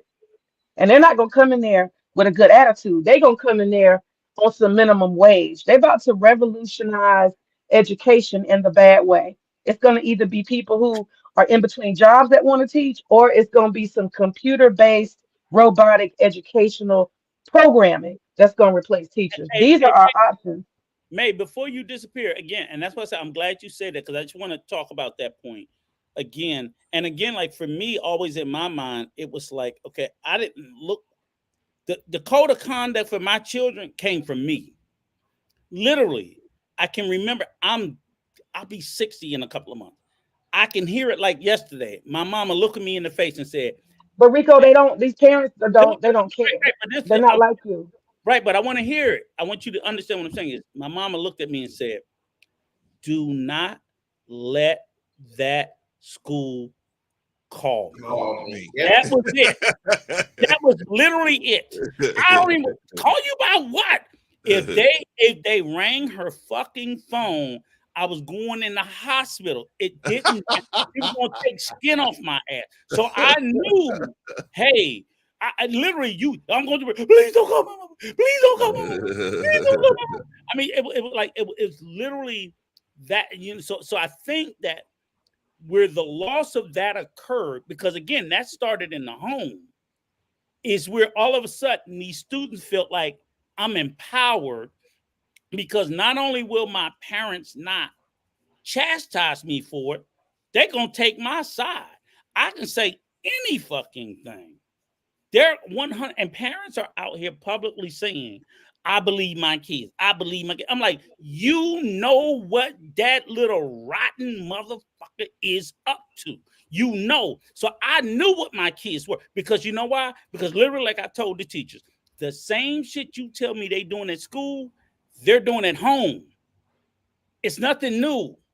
So the mouthiness to you is to me. So if I don't punch him in the fucking mouth, you have to, or you're in a position, because I say take the trash out and I got to deal with all this argumentative shit. So what do you think when the teacher said about doing your homework? Same thing. Well, they do this. Yeah, so all I'm saying is that part stood out to me, and I'm just saying generationally, that was where I was. I understand 2024, they're not going to do that. I get it. I get it.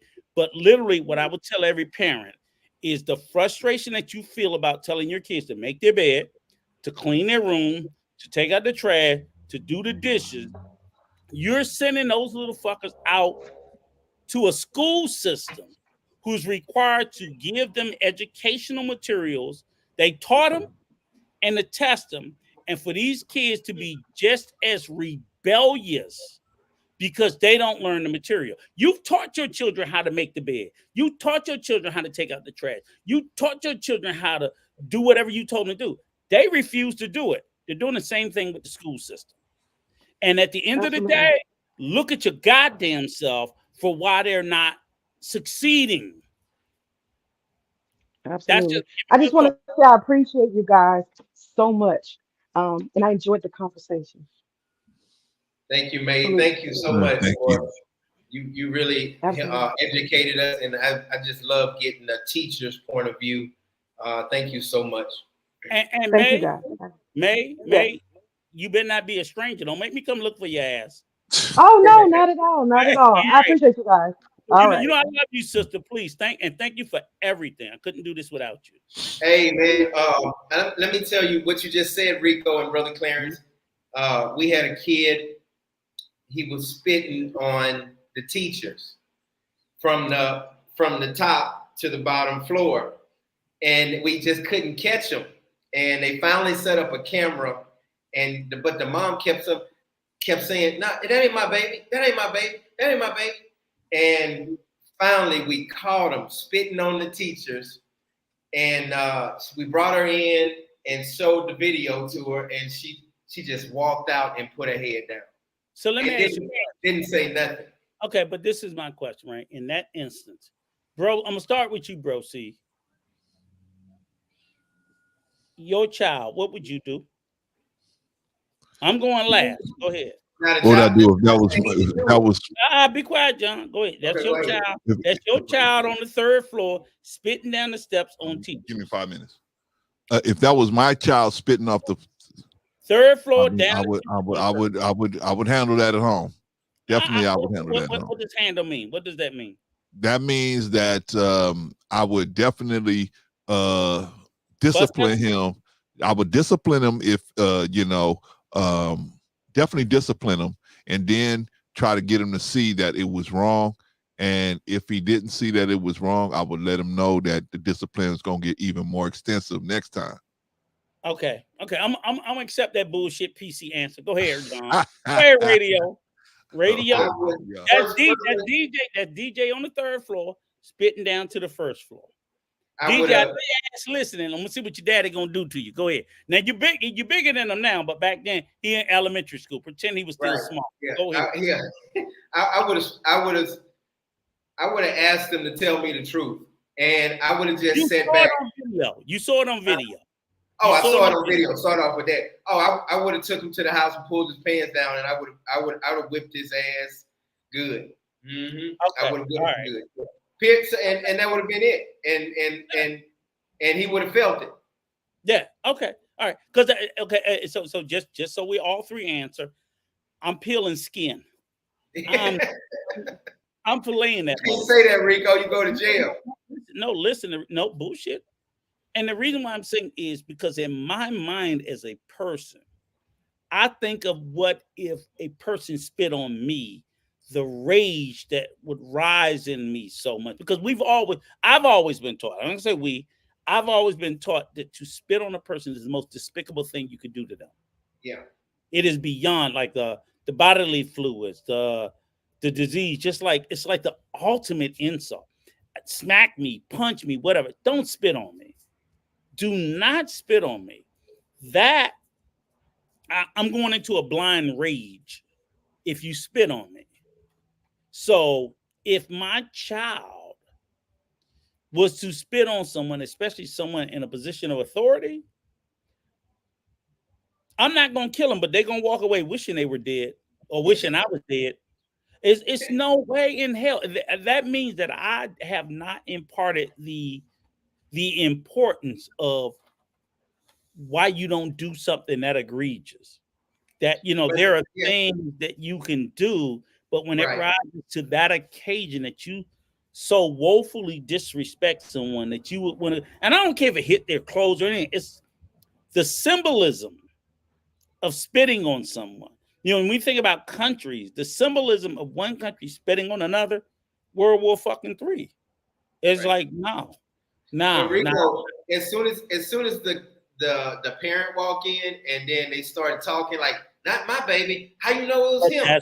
Then you say, oh, that's okay. We see why he acted. And when they do that, the first thing you be like, that's why this little motherfucker spitting on people right there. That's right what you want. But you got to be professional. You got to be professional. No, you don't. You are, but you don't have to. But in my mind, because I did the same thing with football. It was funny, right? I tell you the story, right? Clarence, you here? I particularly remember this story, and I tell everybody, remember, I love telling my football story. There was this kid, and I can't remember the kid name. Just say, let's say Antonio. I'm just making up a name, right? I remember this kid name. And this kid would come to practice, just that whatever. I mean, the kid couldn't play worth a damn. He could play. So basically, when you look at these kids, I'm sitting there like, what the fuck I'm gonna do with this boy? Jesus Christ. So you sit there, right? You know, you've been a baseball coach, and you be like, what the fuck I'm gonna do with this one? Oh my God. So I try to put them in the positions where they're best able to be successful in some way. So I put the kid and I got him on defense, and he's excelling where I put him at. He's doing well.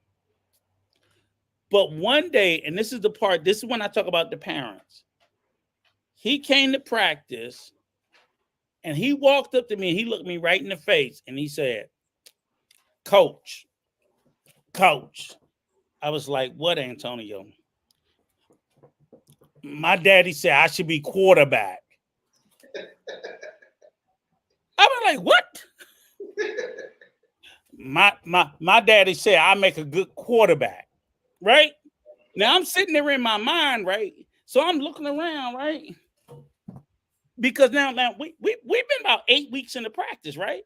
And I'm like, who the fuck is your daddy? Because I ain't never seen him. Daddy ain't never brought him to practice. Daddy ain't never brought this boy to practice. Only his mama. I know his mama don't know nothing about football. But that Negro put in that boy's head that he could do something that he was right. A dog could quarterback better than him. Right. He was so unprepared, but his father, who I had never seen, sent him to practice, and now he's insisting that he should get the trial for quarterback. I'm like, boy, if you think I'm gonna waste one fucking snap with you don't know left from right. And I'm going to put you under center to appease your daddy. You have lost your damn mind.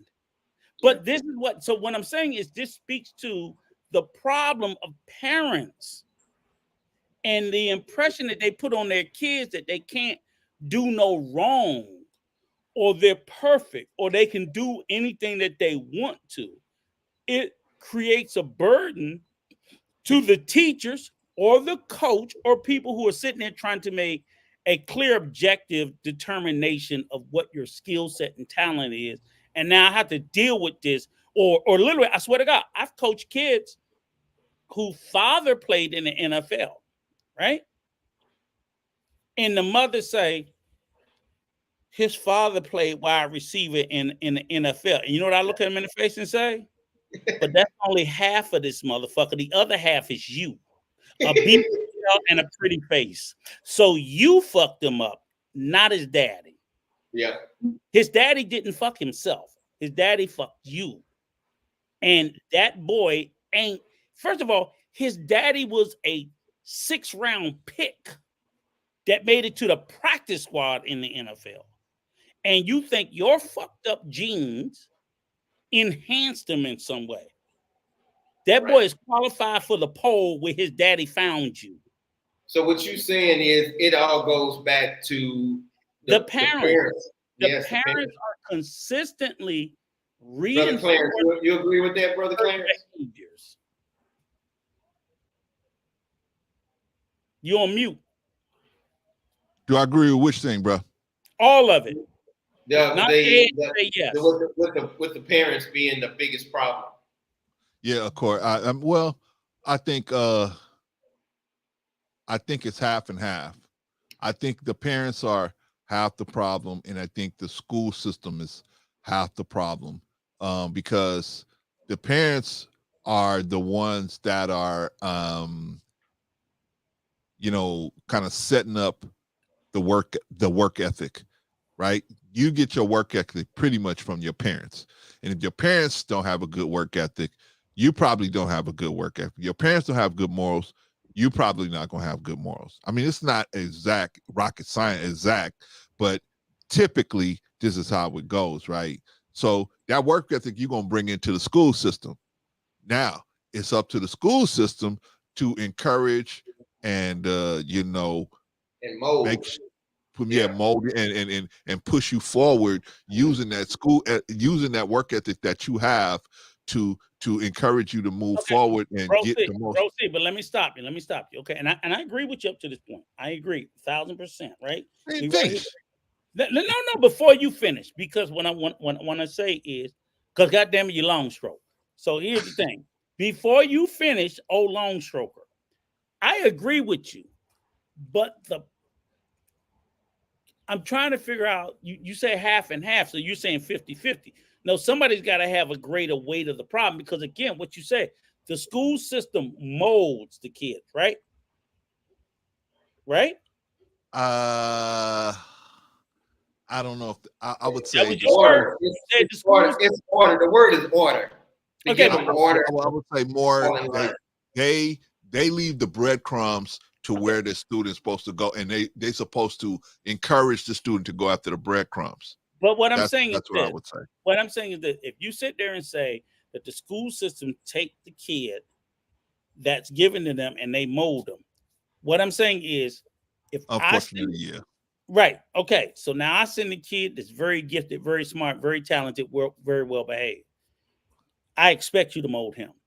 I send a kid that's fucking illiterate, belligerent, problematic. You know what I'm saying? So what I'm sitting there saying is, I put more of the burden on the parents, because they sit there. Basically, it's like the teacher is the baker, but the parents make the cookie dough. So if I make a cookie dough and it has all the right ingredients for the baker, yeast, all this stuff that's needed to make cookies, and then the other parent, she's saying cookie dough full of clay and dirt and shit, how you gonna blame the teacher that she couldn't bake good cookies out of the shit you sent her? Yeah, so no, you can't blame the teacher. Right, but I'm saying they can only teach the curriculum, right, Rico, as best as they can understand it. But what I'm saying is, all of this all plays a part, right? Mm-hmm. It's like you said, if you have a good child that listens, that does right, that works hard, you put them in an environment where all the other students are shiftless, then eventually that is going to overtake your child. Your child is going to become. No. This is what I'm saying. Okay. I'm saying that the environment plays a part. Just like if you have a student, you have a good school, and you have a student at home where there's no good work ethic, there's no good morality, and you send that student to a good place, still gonna have problems, because so it's a combination of everything to get them in the right place. Hold on, I'm speaking in the opposite. A good school system, but the kid still comes from a broken home. Yeah. Oftentimes they still fail because they come from a broken home and they have to go back to the broken home, because again, it's symbiotic. So again, what I sit there and say is, at the end of the day, always teachers are only supposed to build on the foundation, and the foundation starts where? In the home. So if the teacher is given a student with a weak foundation, we can't blame them for not being successful. If the teacher is given a student from a good foundation, as even you said yourself, John, and we're going to get into your story in a minute before we get too lost, because we got to have him tell his story, that child is more likely to be successful.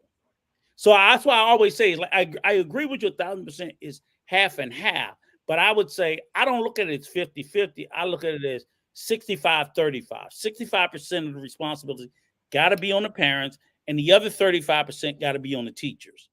Okay. I mean, can't go 50. Right, I'm just saying I can't go 50. I look at it like that because I think you're going to get the best results if it's 50-50. You're going to get the best results if 50% of the burden's on the school system and 50% of the burden's on the parents. You're going to get the best results. But this is what I'm saying is if the parents take 65% of the responsibility, they're going to do so well that the school system is going to knock it out the park. That's I don't know, Rico. I don't see. That's where we crossing up right there. Listen. I'm not saying 100%. I'm saying you thereby, if in fact you set such a solid foundation of your kids at home for being well behaved, listening and learning, almost any school system they go to, they will, because it's just in them to be successful. But no, listen, but Rico, if you put them in a bad environment, I get it that. doesn't matter if you do. See, for example, my granddaughter right now, a straight A student, right? Mhm. But because she's around so many bad kids at the school she's in, by the way, she just got accepted to a Magna program, so Okay. thank God for that. But right now, she got into a school that was supposed to be a really good school, and so what did they do? What did they do? They identify all the bad students and they put them all with one teacher. Right. And they put my granddaughter in that class. And so now she's having issues because she's in a classroom full of With kids that bad are talking and having fun. Yeah. Yeah, but she's a straight A student. But But listen, this is my point. no. I'm not proving your point because, in spite of her being among the worst of the worst, right? Right. Because of what you and your wife are doing at home, she's Agreed. still achieving. She's Agreed. achieving in spite of that. Agreed. Because But of it's what tough, you got. Rico. Listen, It's tough. I'm not saying it's easy. I'm saying in spite of it, she's achieving. She would achieve more if she was in a good class. But what I'm saying, now let's do the reverse. The kid goes to a high achieving school. The mama on crack, the daddy an alcoholic, they're being abused, all these things. You don't send again, what did they say was the number one thing why do you think they do the food program in the summer? Because a lot of kids are food deficient. Agreed. Basically, if kids go to school fucking hungry, they can't learn. That's why they give free breakfast for everybody. Because Agreed. they're like, let these kids fucking eat. Because I don't care how good the environment is.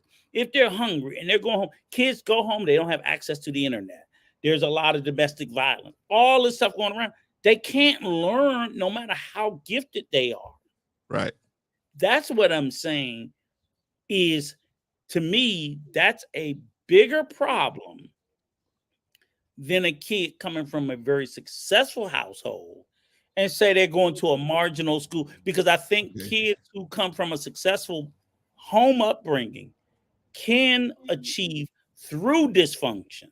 But kids who come from a very dysfunctional household just can't achieve because they're killed at the root. But I agree with that. That's what but I'm I'm saying. Now I'm going to say this little thing here ahead. before John gets into his story. That young black men in particular have an issue because of they develop much faster than other children. They develop much faster. So therefore, when they start experiencing these bursts of testosterone very early, we're talking first grade, kindergarten, first grade, second grade, they start experiencing these bursts of testosterone that makes them want to express this masculinity. And so these teachers that are not aware, that have been told to lie, that all children learn the same way, they've been told that lie. So what they feel like when these young black men in first grade, second grade start expressing this masculinity, they start pushing back on these teachers a little bit. The teacher takes that as disrespect. They take that as disrespect and they say, "Oh, well, you being disrespectful." So they I would say punish, but they single the kid out. They single these young men out and they attack them. They retaliate against them. And so in the course of over a year of retaliating, the teachers shut down and they don't. I'm not going to even help you out. Yeah, right. Exactly, John. That's my whole point. That's exactly what happens to these I've seen that. And so what they do is they just say, forget school. I'm just gonna come here and have fun. I'm gonna have fun around these teachers, and the stuff that they're supposed to be getting out of the school, they don't get it because the teacher ain't trying to give it to them no more, because they like, I ain't gonna let you disrespect me in front of these other students. That's how they take it, instead of taking it as, okay, this is a young black man. He has a different his growing up is different than these other kids. He's hitting puberty early. way early. If you look in our history, you saw roots. Kunta Kinte was 14, 15 years old when he went out to be a man. And when he came back, what happened? He didn't go back to his father's house at 15, 14. He had his own hut when he came back, right? He was a man now at 14. So our children are naturally, what do you call that? Yeah, right. Earlier. It's why they're ready to go. They're ready to go. Yeah. And so the classroom sometimes is too slow for them. It's too slow for how they think. And so they just check out of it and they say, hey, why am I, this is not making no sense to me. Why am I going through this and I don't even see the end result? And see, that's one thing we got to do. We got to put the reason why. These kids today, like when we was coming up, like Rico said, you didn't need no reason why. They use fear to teach you. Fear, you better not do it. The school better not call me, right? That was good enough. But in today's world, we can't use fear anymore, right? The government has stepped in and said, no, we can't. The government has stepped in. So now what we have to do is keep the reason why in front of them. This is why you learning this. This is why you learning that. And this is what's going to happen if you don't. See, they need to know both sides of it. If you don't learn this, this is what may happen to you. But that's not what we're doing in the public school system. They don't tell you why you need to learn that. They don't tell you. They just say, learn it. Just learn it. But these kids want to know why. And if you ain't telling them, they say, well, forget you then. I don't want to know. I don't need to learn this if you ain't going to tell me why. Okay, well, hold on. We have so many, especially of our children, going down the wayside because they want to know why, what they're doing. They feel like you're insulting their intelligence by telling them just do something and you're not going to tell them why. Okay, 15-year-old Clarence. Okay, I know you're getting in touch with your 15-year-old self. This stream is not about them badass students. This is about the teacher assaults, okay?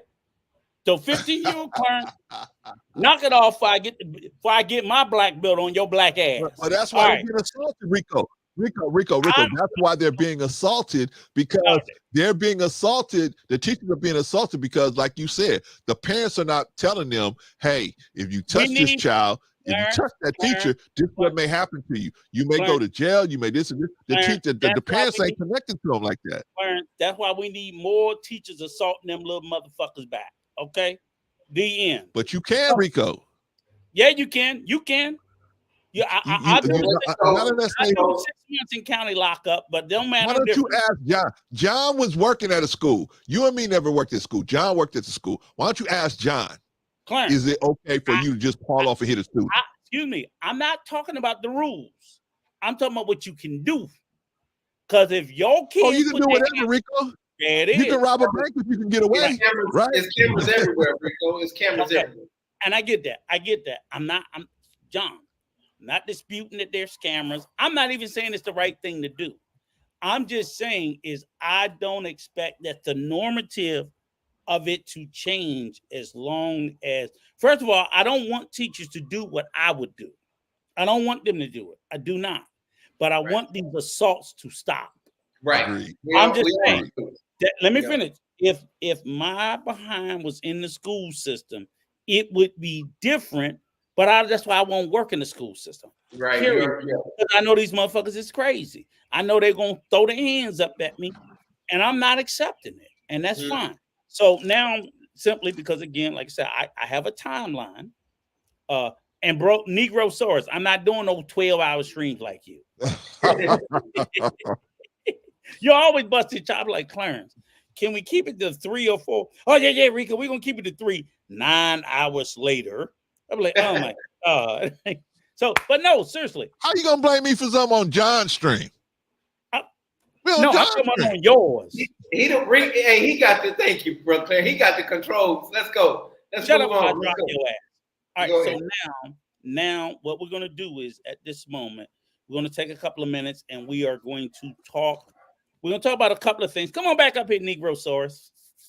You ain't as handsome as me, but goddamn it. Oh, you eating. Okay. No, I'm good. I'm good. Up your face. Okay.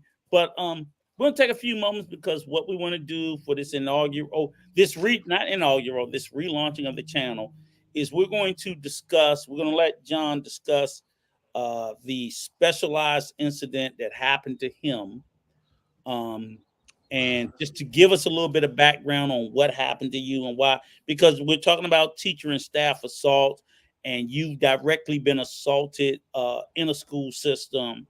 And give us, a brief, not too long, but take a couple of minutes to explain the particular incident. Yeah, the documentary is, Give names and everything that you can, Yeah. lawful. And none of this is alleged. This has all been adjudicated.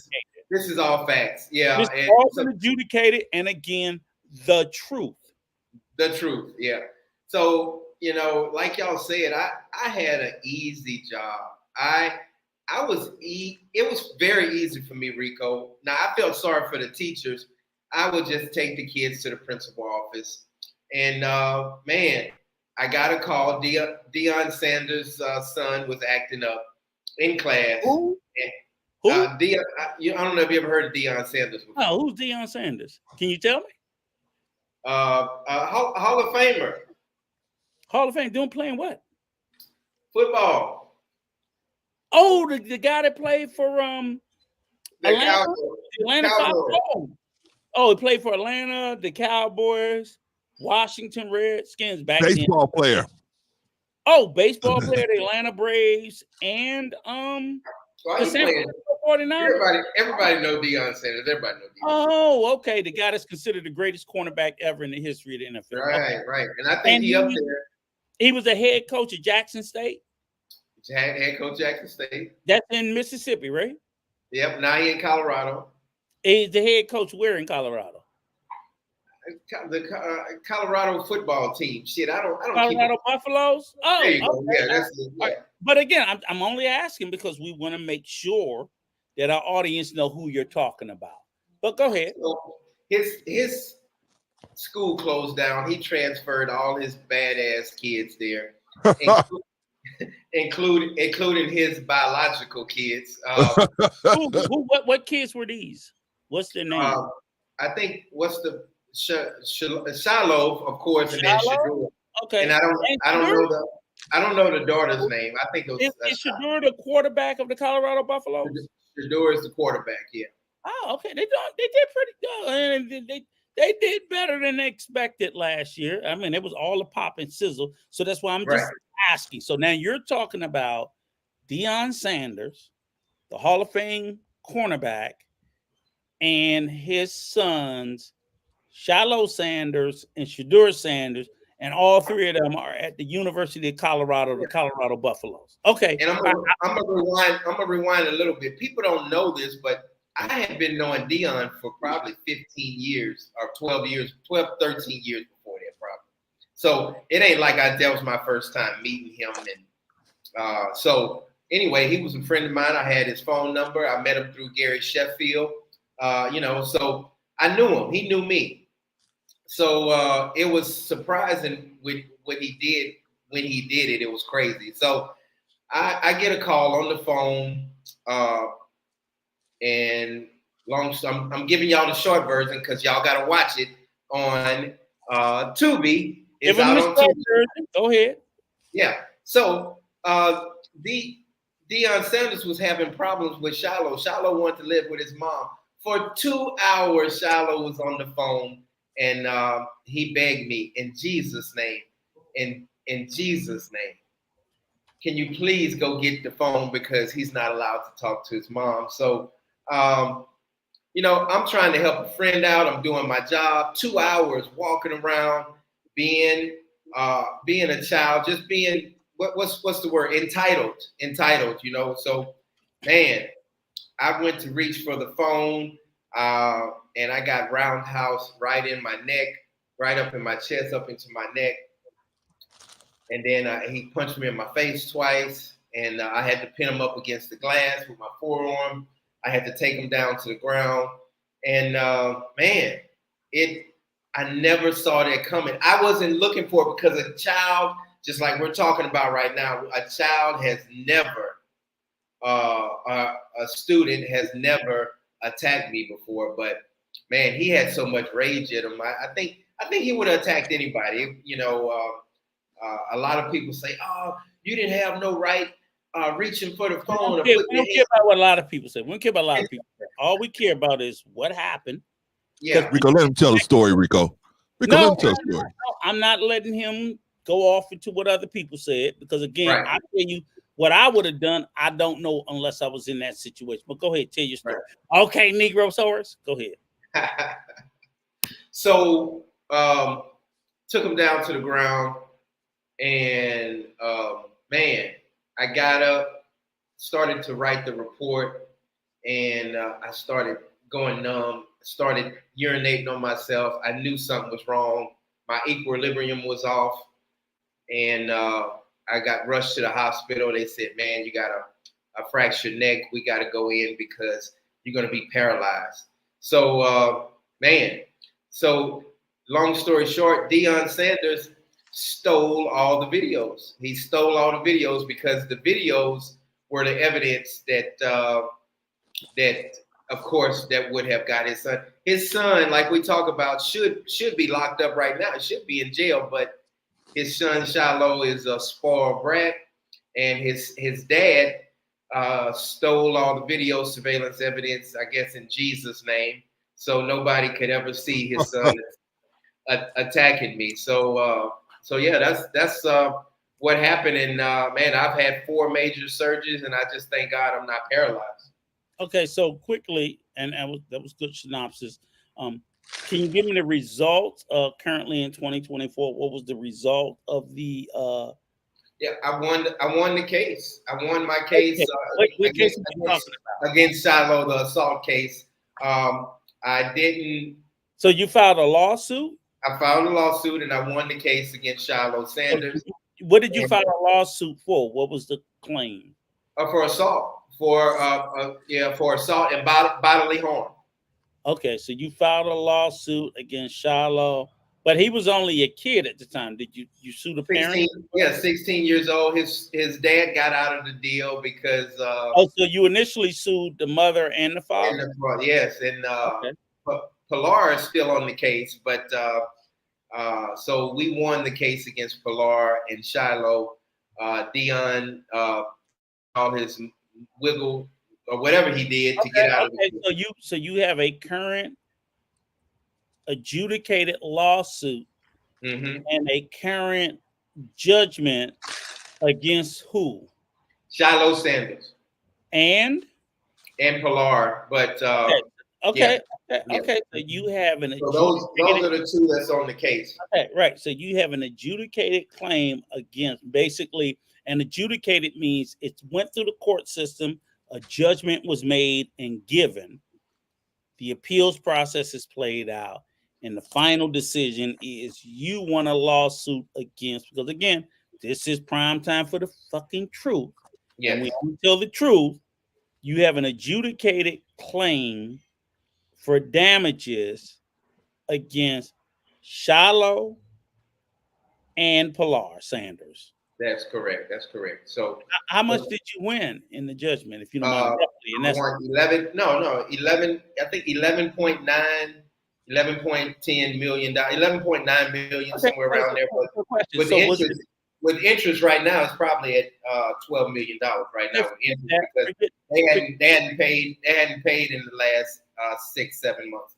And I understand that. Forget that. So again, because I just want our listeners to understand. Okay, so breaking it down. You won an adjudicated. Yeah. Was it a jury or only a judge judgment? Who judge?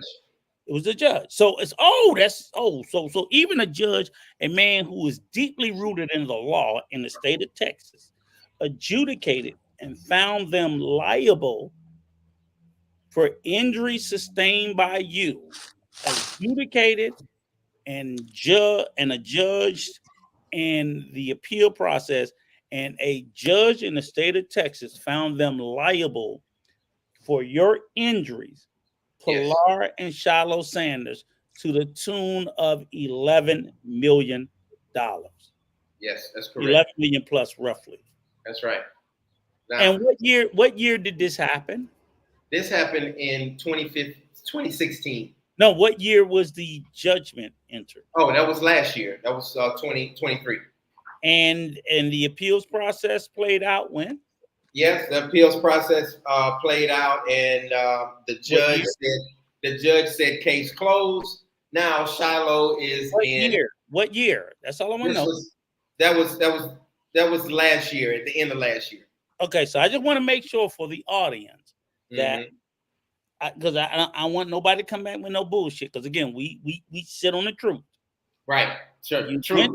You went to court, and just for the record, I want everybody to know that multiple depositions, and if you don't know what a deposition is, that's where people come, they sit down, and they get to ask the plaintiff and the defendant. They get to ask questions. It's recorded. So we know what you said and what you did not say, body language, posture, all this. We're going through this right now with a current person that's running for president, Donald J. Trump. So whether you're a Trump fan or a Biden fan, nonetheless, depositions show you the state of mind and the things that people said when they were questioned. And it's videoed. It's videoed so people can't say they didn't say something. So we can hear with our own lying ears and see with our own lying eyes. So when people like to say, oh, they're lying, go to the videos. Hey, Rico, hold on one second. If you guys really want to see something really funny, I mean, if you really want to see something funny, go look at Deion Sanders' deposition in this case. It is hilarious. It is hilarious. You're gonna go see something really funny. Okay, hold on, Get some popcorn and look at that. Man. That is funny. Proceed. But you know where I'm going. Hold on, John. Because again, I'm trying to tell the You're audience. right, brother. Mm-hmm. I'm trying to tell the audience, and I'm glad you said. Forget what I said. Fuck my lying words. Go watch and listen for the truth. To see and hear what they said. And you decide for yourself as to whether or not the person is telling the truth. You'll see Dion, you'll see Shiloh, you'll see John. You'll see the investigator from CPS. You'll see the CEO of the school system. The doctors. You'll see you'll see all these people. So I just want people to know that all these depositions are up on the channel and they're public and they can't take them down. They've been up for an extended period of time. But I just want to remind people that, you know, we're telling the story. And we're telling the story because it's a story that we believe in. But I want people to know that information is there. And we'll jump back to this. I just want to say this. I was hurt that a person that I looked up to back in the day lied so much, and he stealing the videos and hiding the evidence and lying under oath. And then you see him on TV saying, I don't lie. I don't have no lie in me. I don't lie at all. In Jesus' name. In Jesus' name. I don't lie at all. And he lied the whole time. He stole, he lied, he pretended like he didn't remember. He just did all of that. So that was just like, man. And the crazy part about it is Deion Sanders started all this. I didn't start it. He put me on TMZ. And I said, hey, man, I called a couple of my friends. I said, hey, tell Deion. I even tried to call Deion on his personal phone and say, hey, man, you need to take that shit down. You said I attack your son, and that's, you know, that's not what happened. But he probably talked to a lawyer, probably say, oh, now I got to switch the story up and pretend like my son got attacked by a security officer.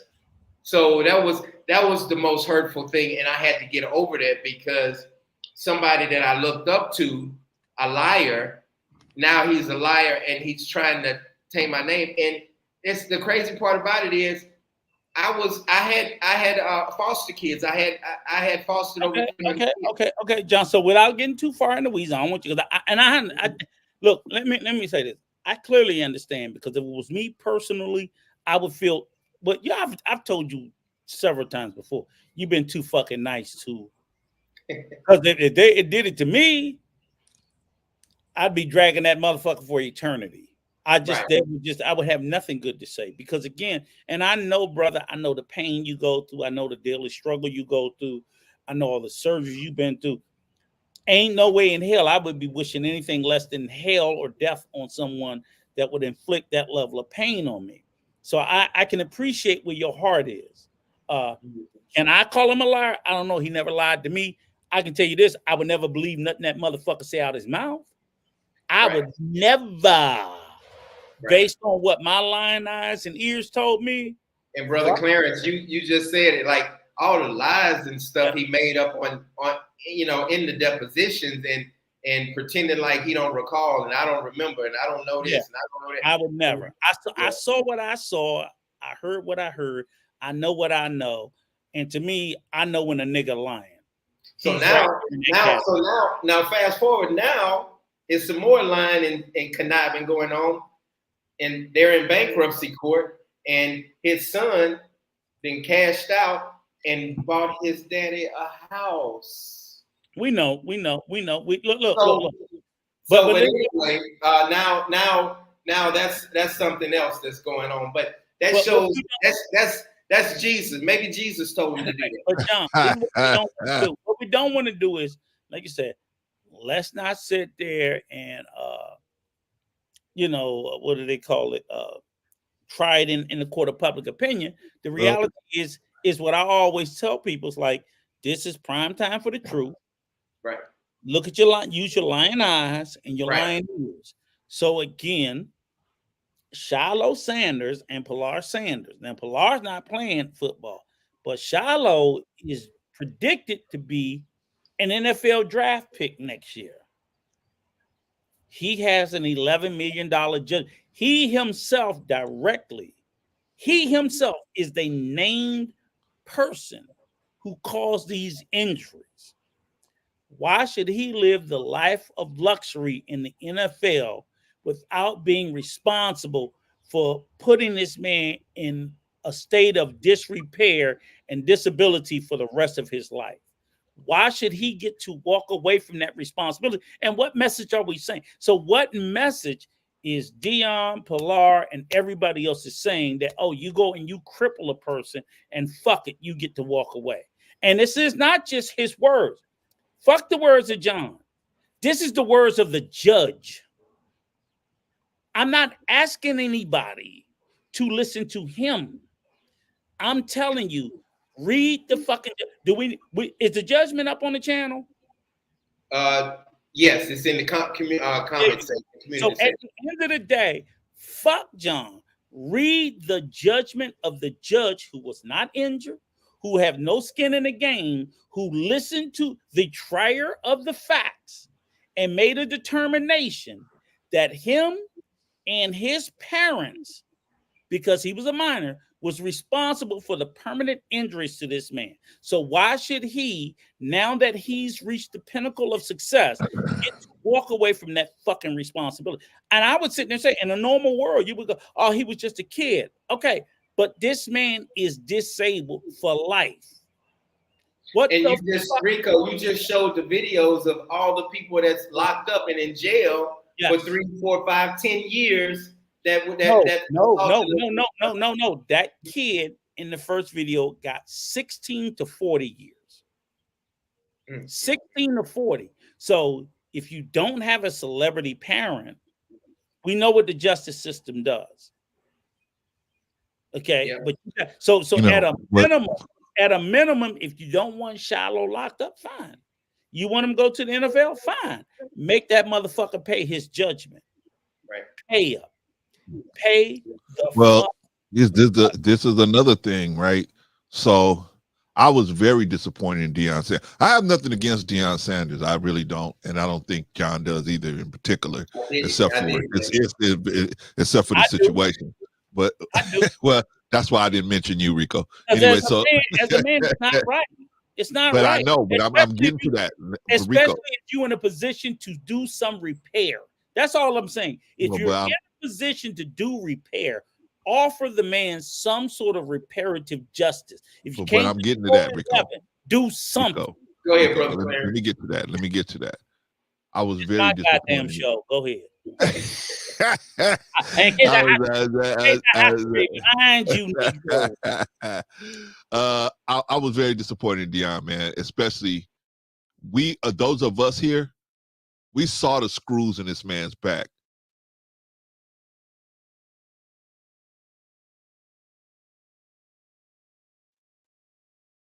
Am I still here? Can you guys hear me? Now you are. Now you are. I had to remind you of the power of God. Okay. Oh yeah, Jesus. Go ahead. I was disappointed in Dion, man, for saying, because I saw in one of the videos where he said, "Hey, this guy is just trying to get a money grab," and we all saw, at least the three of us, we saw the screws in this man's neck. We saw the screws and the vices back there. Who would do something like that to just get money? Who would permanently? I mean, we saw it. We saw it through the X-rays. It wasn't we saw it. So I was disappointed, man, when we try to make it. And then, like you said, to your point, Rico, here's a man that's supposedly supposed to be a figurehead, father figure for these young men. And you basically teaching them how to scam. If you get in enough trouble, F Jesus, F right, F doing right, you got to do what you got to do. And that's doing right. And so it's just, I was very disappointed in that, man. And and then as you watch more of the video, you see him having that attitude. But it's like, that don't care attitude. Right. Well, when I'm in front of everybody, it's Jesus, Jesus, Jesus. But when I really get into a situation where I got to see whether I really believe in Jesus or not,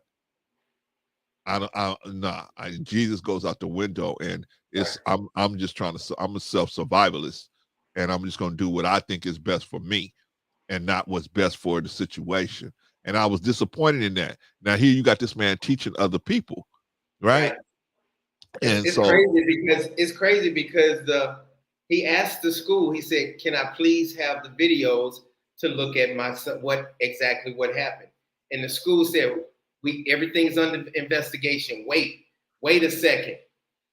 The next day he didn't paid somebody to go steal the videos and pull all the videos so they'll never be shown in court, or they'll never be shown on TMZ, or they'll never be shown in school. But he don't say nothing about Jesus Christ telling him to do that. But it's just amazing how you throw Jesus out there when you want to. That's the bad part, man, because everybody's following the image and not the real person. And unfortunately, a lot of times, like you said, brother, we can be in friendships with people and not really know them until some stuff pops off.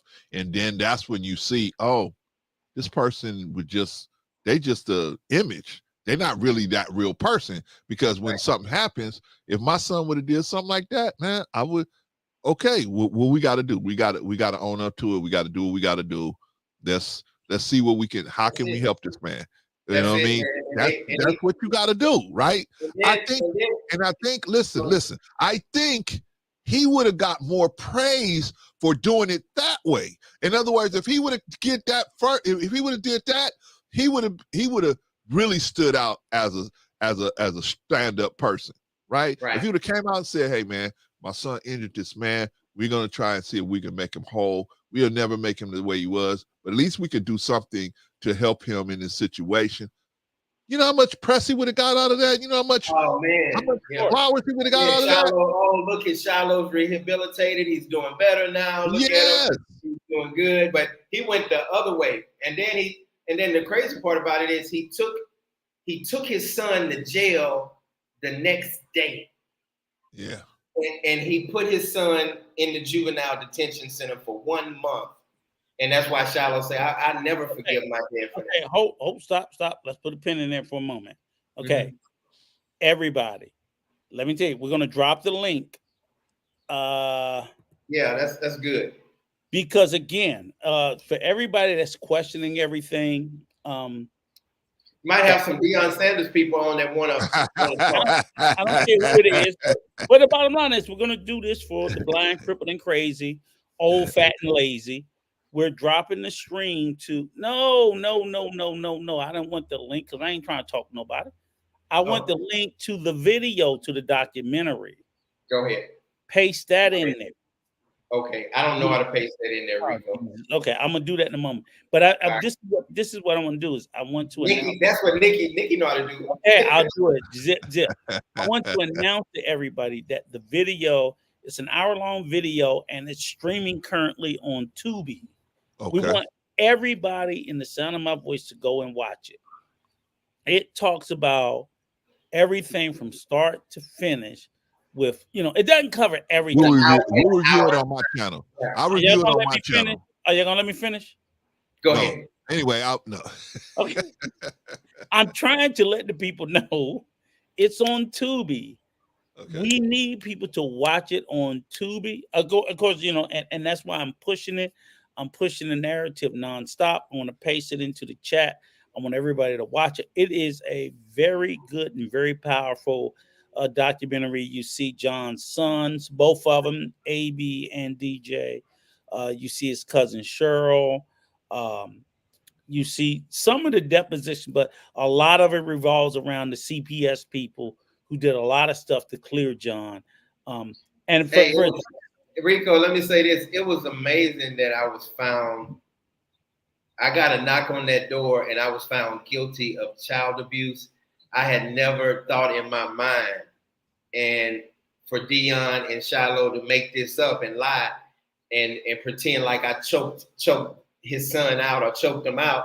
And then it took a month for them to say, oh shit, Deion and Shiloh was lying.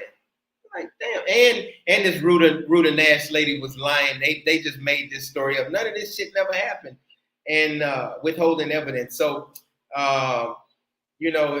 go ahead, Rico. I'm sorry. I just want to say that. No, keep talking. You parents won't shut the fuck up. Okay, so I just know that I'm happy that the documentary is out. We're not going to tell you guys the juicy parts, but it's an awesome documentary.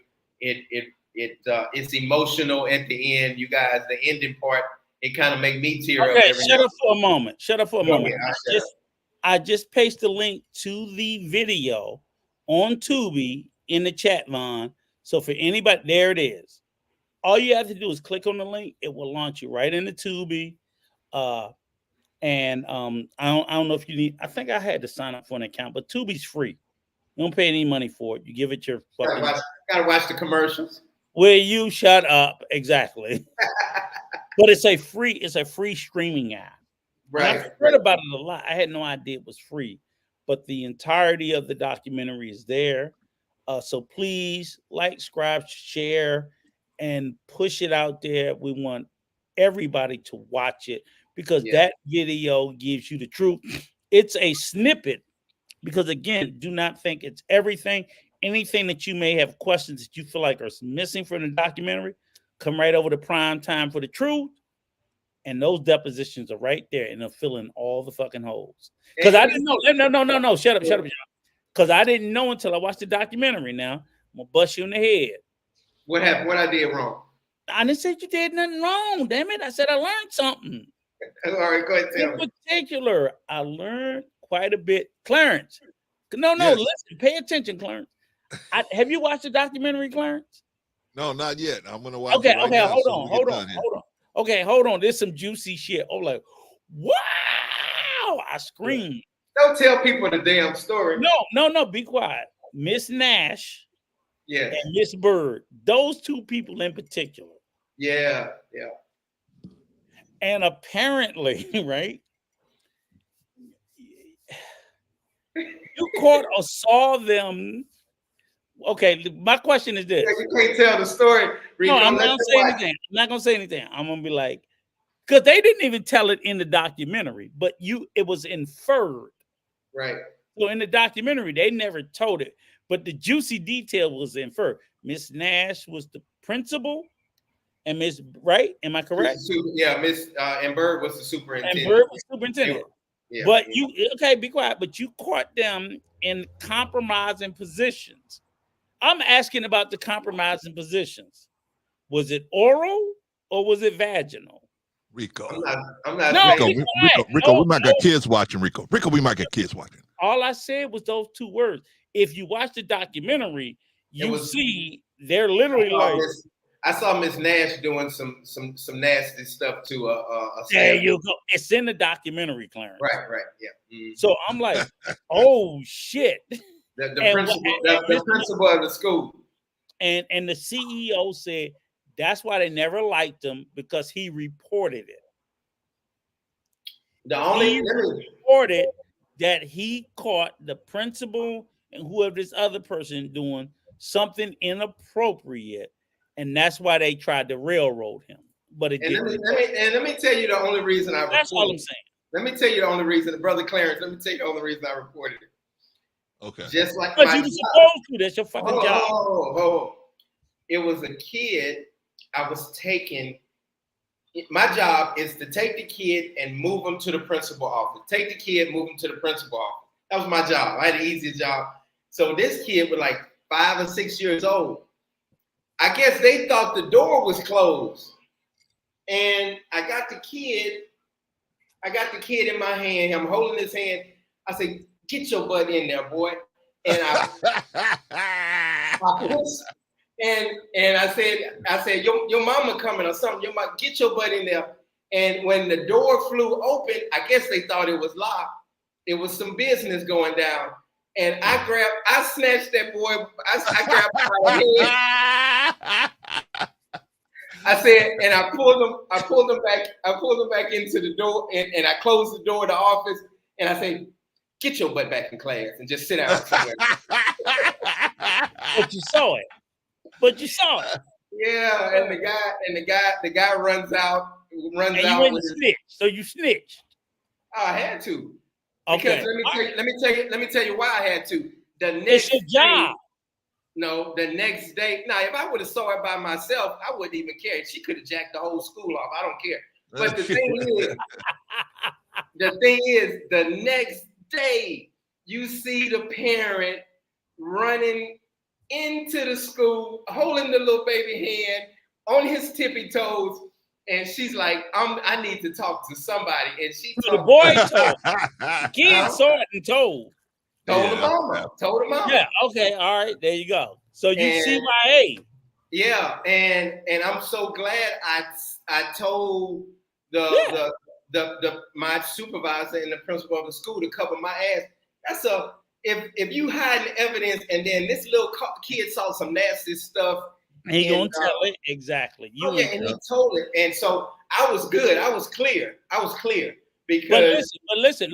From the story, And they denied it. No, the little boy is lying, and Coach John is lying. But then after that, they hated me after that. As you already say that. So from that point forward, because I heard McClure said it, from the point of you reporting those incidents, they was out to get your black ass. So when the incident happened with Shiloh, we got this nigga now. That's what I gathered from it. From me, that's exactly and that what was kind of like what CBS. And if you listen to the documentary, when Pilar calls, she says, "I didn't see Coach John choking Shiloh out. I didn't see that part."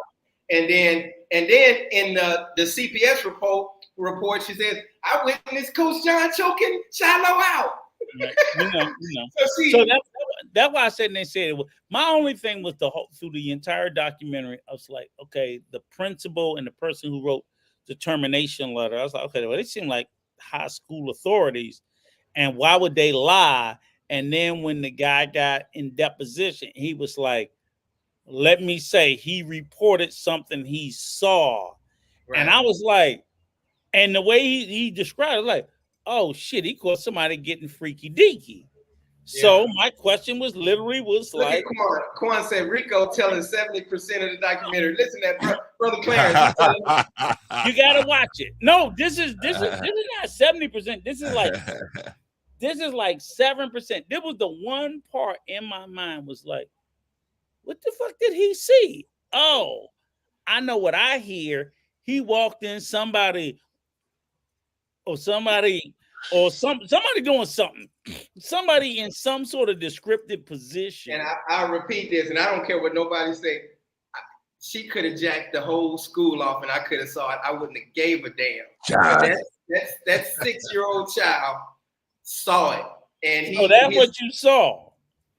And no, that's what the little kid saw too. Oh, so was it? Wait a minute. When you said jack the whole school off with her hand? Hey, Rico, John. I'm still. We know what you're talking about. We know what you're talking about. We know what you guys are talking about. But I think the bigger issue with most people is going to be because they're going to look at this. I think most people look at this as John attacking Dion. I think that's the way they look at it, right? I don't give a fuck how they look at it. Let me ask you one question. No, seriously. Are either one of those education professionals still at that school? No, and matter of fact. Okay, stop. Let me say it. You just asked me a damn question. I don't want you to go too far, but go ahead. Okay.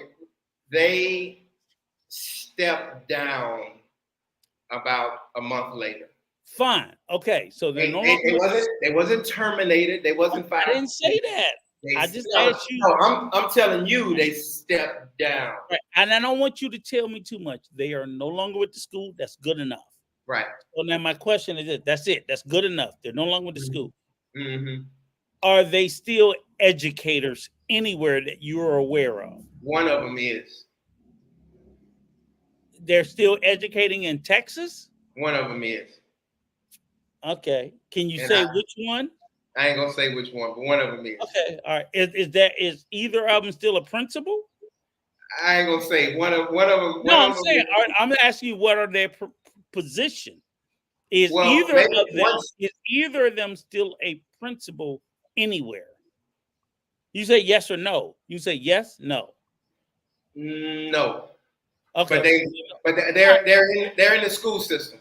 Okay, that's fine. So they're not a principal anywhere. Okay, so I feel better because I don't want them to be in a position of authority. But the thing is like I really thought about suing one of them because I'm sure you did.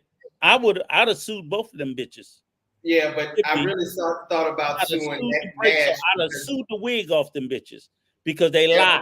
They ain't have no money. I don't give a fuck if they got money. I'm trying to break them motherfuckers. You lied on me. You wrote this bullshit. Rico. No, ain't no Rico nothing. Right. I got some kids watching Rico. Okay, but you goddamn it, tell them go to bed. They wrote that lie, and they wrote that lie in a way to be extremely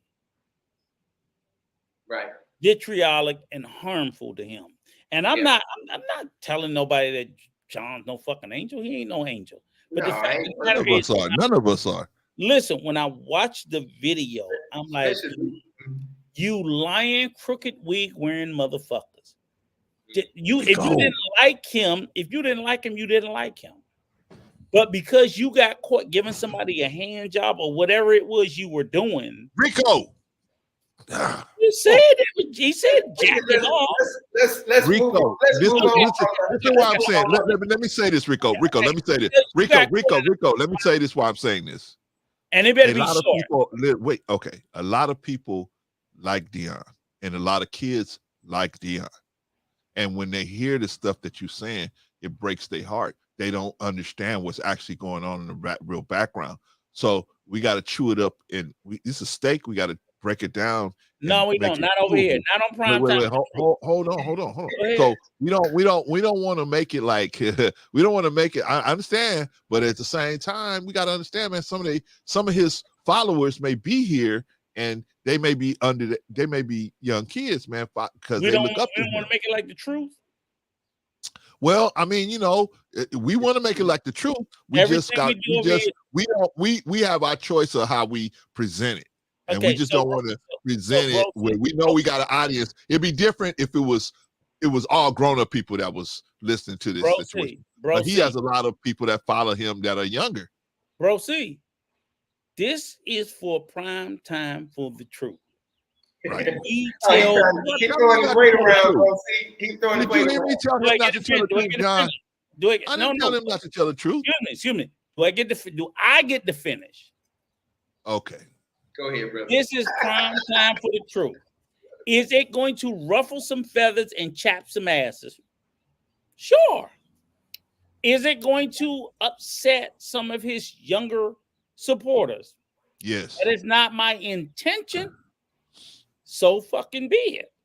Right. I don't care. This is prime time for the truth. And what I'm saying is to his younger supporters, his older supporters, his middle-aged supporters, what happened was the truth. And we're going to tell it. Agreed. We're going to tell it no matter how uncomfortable it may make some of you feel. Agreed. Okay. John is no angel. He's no angel. Agreed. None of us are. But this is two things I know for a fact. What was the date of the incident, John? September 5th? 17, 2015. Okay. This is what I know beyond a shadow of a doubt. This is the fucking truth. On September 17, 2015, there was a physical altercation, right? One person walked away incapacitated for the rest of their fucking life. Agreed, Rico. The other motherfucker did not. As far as I'm aware of, he sustained minimal to no injuries. He's living his life to the fullest of his wishes and desires, even to the point that he's about to reach the pinnacle of going to the NFL. The other person pissed himself, living off of a fucking $1,400 a month stipend. I just got a raise, 14.25. Shut the fuck up. This is the other person. Do you think for one moment I give a fuck about whose sensibilities I hurt or offend? Because I'm sitting there, I'm weighing the scale. We talk about the Libra, scales of justice. This person goes on to the NFL. This person fucking wets himself, has multiple surgeries, fall out in pain. Who the fuck am I supposed to care about more? And I don't. Fuck them. Rico. No, ain't no. It's not about it's. And I never said you're not supposed to tell the truth, Rico. What I'm saying is that in our telling of the truth, we have an option of how we laying it out with some of the language that we're using, because some of his people, some of his people, and even some of the people that follow John, they probably are younger, especially they're younger people. So this particular audience, this particular subject, he's reached so many different age groups. I don't care about them. I don't care about them either. Once again, for the last time, either you come to this space and you accept the fact that I'm going to give you the unadulterated truth the best way I see it. And I said this when I opened. Brother Clarence, wait, Rico, I'm agreeing with you, because it asks, is this child appropriate? You check yes or no on the box when you do it, Brother Clarence, and you said no, this is not child appropriate. This is for all audiences. So when they clicked on it, they knew it wasn't child appropriate. But bro, even outside of that, when I don't know if you were here in the beginning, I said, this is not my truth. This is not your truth. This is the truth to the best way that I see it. Okay. That's what I said. I said that in my opening. So if you sit there and we rewind the tape and we talk about it, that's what I said. But you know what? Not without fear or favor. There will I expect that there will be a percentage of people who will not like what I have to say. I can't worry about that if I'm seeking the truth. The truth of the topic was about student and parental assaults on school staff. I went through all that. Now we're talking about John's personal story. We're not talking about the generalized state. But so knowing his personalized story, watching all the depositions, seeing all the tape, seeing what it is. I get it that a bunch of people are going to be sensitive that it's Dion and his son. Fuck them niggas. I don't care about them. I don't. I'm not going to sacrifice the truth because then I think Deion Sanders is a GOAT and deserves to be in the Hall of Fame. But I also know, shut up. I also know in this instance, he failed. No, because I want to say what I gotta say. Go ahead. When I'm telling you to shut up, it's not that I don't want to hear what you gotta say. I don't want to be cut off, to be deflected or redirected, not to say what I'm saying. Because oftentimes people want to jump out there. Oh, you gotta be careful. No, fuck that shit. I don't care if I don't see $1 off of it. What he did was fucking wrong and fucked up. And somebody has to say it because nobody said it, is why they keep getting away with it. So go ahead, John and Clarence, y'all can come with y'all PC bullshit. Go ahead. But that's how on this, as long as, let me say this, and I'll close. As long as I run this motherfucking channel, it's going to be run that way. And if you're expecting some PC shit, go somewhere else. I ain't doing it. I'm not doing it. Brother Clarence, go ahead. Hey, man, you know what? Me and this dude fight so much. I understand. I already know he's going to do, but I at least get to say John, I at least got to say my piece, right? I at least got to say my piece. I feel like, his audience is going to, and then I want you to come off in the best light. I want Rico come off in the best light, and myself as well come off in the best light. And, and I want the emphasis to be on the fact that this was wrong. And this is something that shouldn't happen anymore, and it should be handled, and it should be taken care of, and something should be done about it, right? Instead of focusing on, well, he said this and he said this word, and and I never said, hey, don't tell the truth. I want you to tell the truth. I want us all to tell the truth, and sometimes it has to be delivered that way. I was just thinking about the kids, but hey, not a problem. But let me say, no, that's a great point, Brother Clarence. It now to end the story, and now everybody, we can go watch the documentary. Y'all can watch it when we get off. But Shiloh filed for bankruptcy in Colorado to try not to pay. Of course. So he still don't want to pay me my money. Of course. And he filed for bankruptcy to try to get out of it. I've never heard where you can. I don't know, Brother Clarence, have you ever heard, or Rico, have you ever heard where you lose in court, but you file for bankruptcy and get everything thrown out? You ever heard of that? Definitely. Yeah, that's exactly what they do. That's Niggas. Exactly what people do. They build up, they go into court, and they go into court. They build up all of these different, but they usually do it from a trust. They usually have a trust that's running, that owns the business.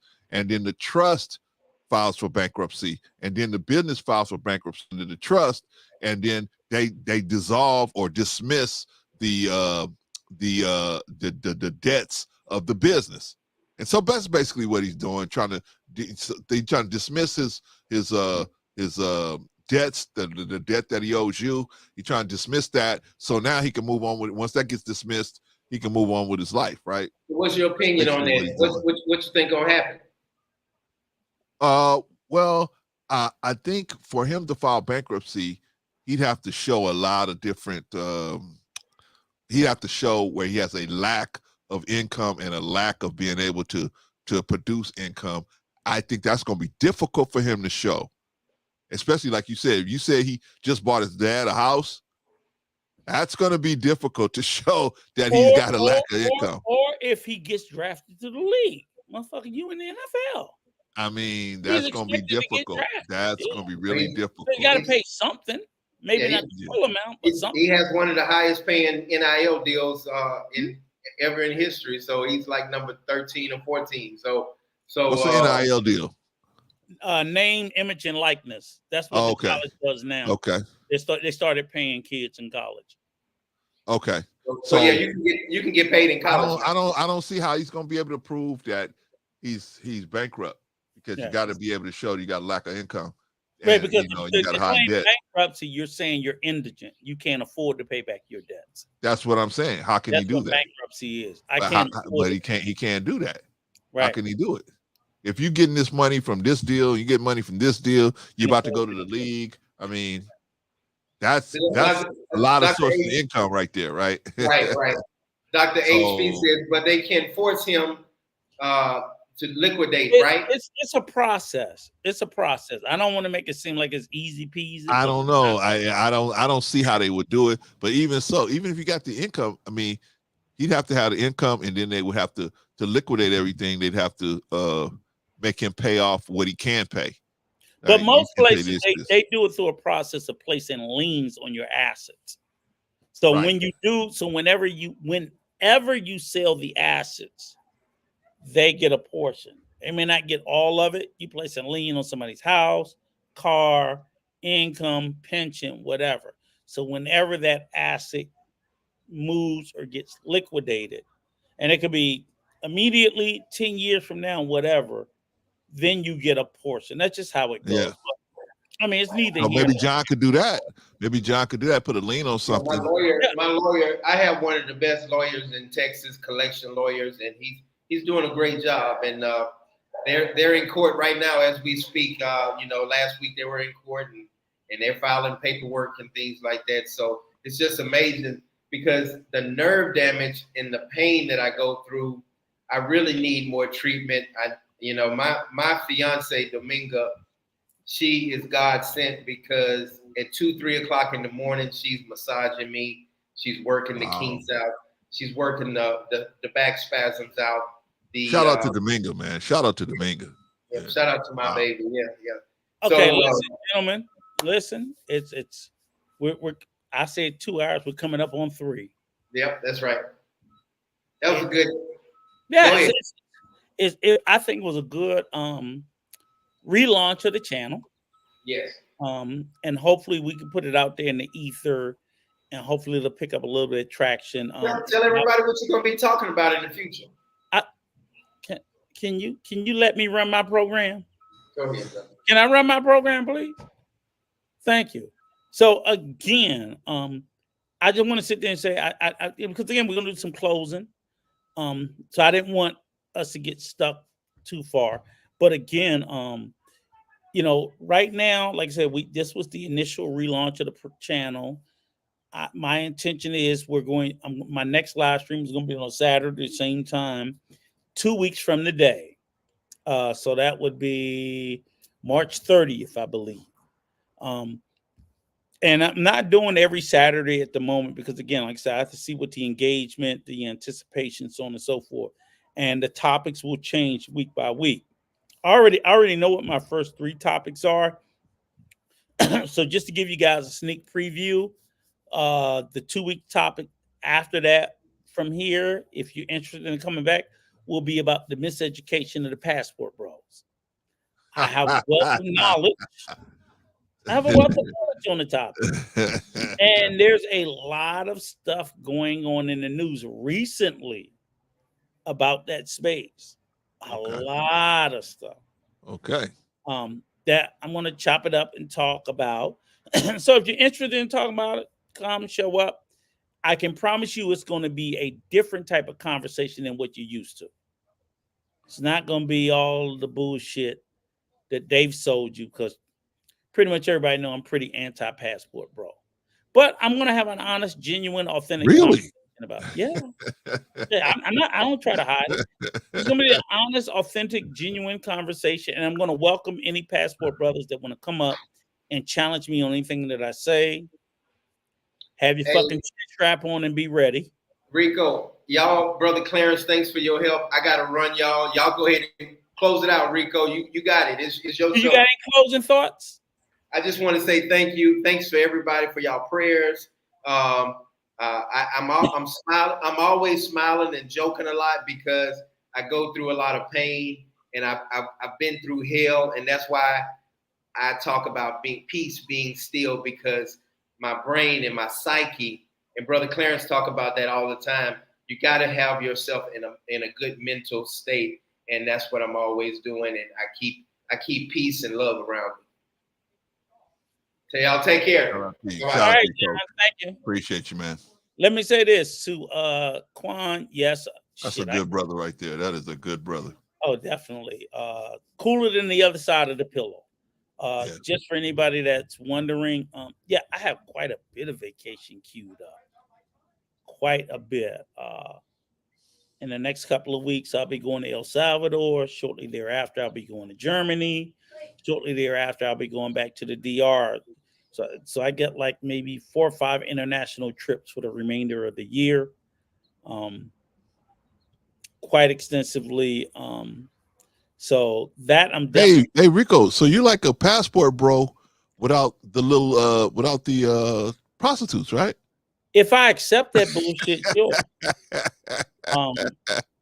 Yeah, if I accept the label they put on me, I am shit. If I accept the label they put on me, I'm a passport bro with the prostitute because I tell my sons how to conduct themselves when they're indulging in adult activities. Because knowing, hey, you're gonna do what you got to do, but go over there and do so responsibly. Do not sit there and try to participate in the exploitation of these people, pay them a livable wage, and things like this. This is what I've always said, and I promoted to my sons. They're like, I can't stop any young red-blooded men from going overseas and indulging in those activities where it's legal and lawful. However, I can tell you, do not participate in the exploitation of these people. Do not pay these people slave wages. You know what I'm saying? So when I say things like this, they'll take it as, oh, you're a passport up. No, I'm not. Because I'm not trying to tell people to create an undue imbalance. So we'll talk about that topic in a couple of weeks and more things and so on and so forth. But yeah, okay, for shits and giggles, I'm a passport bro, but I'm a passport bro shitting on passport bros. And I'm gonna break it down for you. I'll break it down for you and I'll educate and I'll teach. All right. But still, at the end of the day, I'm glad we had an opportunity. And let me drop in the chat one more time for anybody who hasn't had an opportunity to.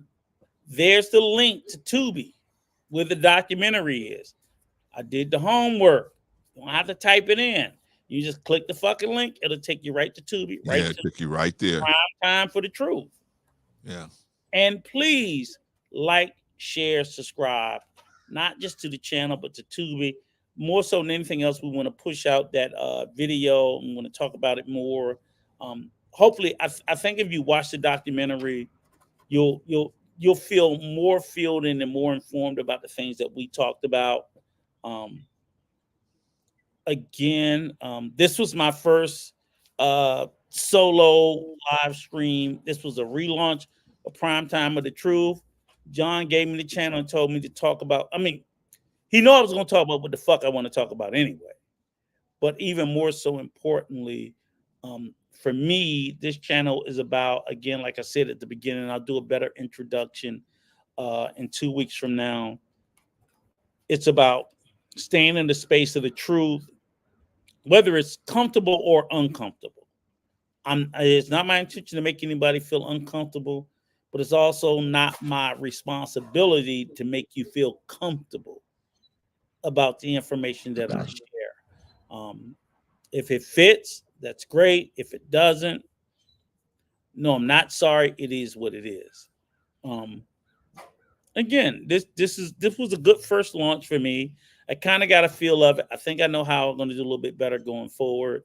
My intention is not to have these long, endless streams. I said 2 hours. Yeah, I know. But of course, I knew when my brother showed up, I knew what to expect. But I mean, I'll be honest with you. I miss these conversations with him. I do. But I want the information to be in digestible, bite-sized pieces that people will be willing to consume. And I still come from the aspect that if the streams are smaller and more digestible, more people will be willing to come over and listen, as opposed to if I click a link and I see a 6-hour stream, I'm like, I'm not listening to it. Because it's just too damn long. Yeah. So I'm going to work a little bit harder in the future going forward. When I do the passport, I'm going to try to keep it at 2 hours. But if a bunch of people come up, like Dr. HP told me, try to get BMT, which BMT ain't coming over here because he don't want this smoke. But I'll invite him. I'll invite him, Dr. HP. And you know what, Dr. Black, you can hit the link. I will absolutely invite him. But he ain't coming over here because he don't want this critical critique about the space and the platform and the shit that he's doing. So I'll invite any of them. BMT, TaylorMade, Austin Holloman, any of them, all of them, Floyd, International Zoe. I will invite every last one of them over here. They just don't want this. They don't want this. They want to sit in the space and speak to the echo chambers that they speak to. And I can't break through it. So they're like, fuck Rico. Fuck Rico and Peso because they haters. That's what they say. We're haters. Hating on what? I mean, Giamo. Oh my God. Come on, Quan. Come on, Quan. You know what Giamo is. Giamo is the Dominican Republic's biggest fucking whoremonger. You know it. You know it. So I'm not even going to be. But again, I tell you what, in 2 weeks, I've already told you guys what the topic is about. You guys can feel free. We'll drop the video. We'll drop the precursor to invite them all and tell them, each and every last one of them. I'm going to do a promo, and I'm inviting all the Passport Brothers. Any of them that want to come up and have the conversation on camera, and we'll have a conversation. Other than that, in the words of their boyfriend and their godmother, Kevin Samuels, I beat you. I thought he was a godfather. Godmother. He's always been a godmother to me. Always to me. To them, godfather. And I mean, I shouldn't even say that because, again, I don't think Kevin was a bad guy. I just think he was the misinformed leading the misinformed. Agreed. Definitely. Agreed. I think maybe his heart was in the right place, but he was misinformed about a lot of things. Definitely. The misinformed. So, but it's just hard because they're so invested in it. Yeah. That, when you're trying to correct and straighten out these young men, unfortunately, his rhetoric, and he's not here to disown it now. Yeah. They take as if it's the gospel. And you and I are old enough to know it's not. Yeah. So I'm gonna leave it at that. But do you have any closing remarks, sir? Yeah, I want to say briefly.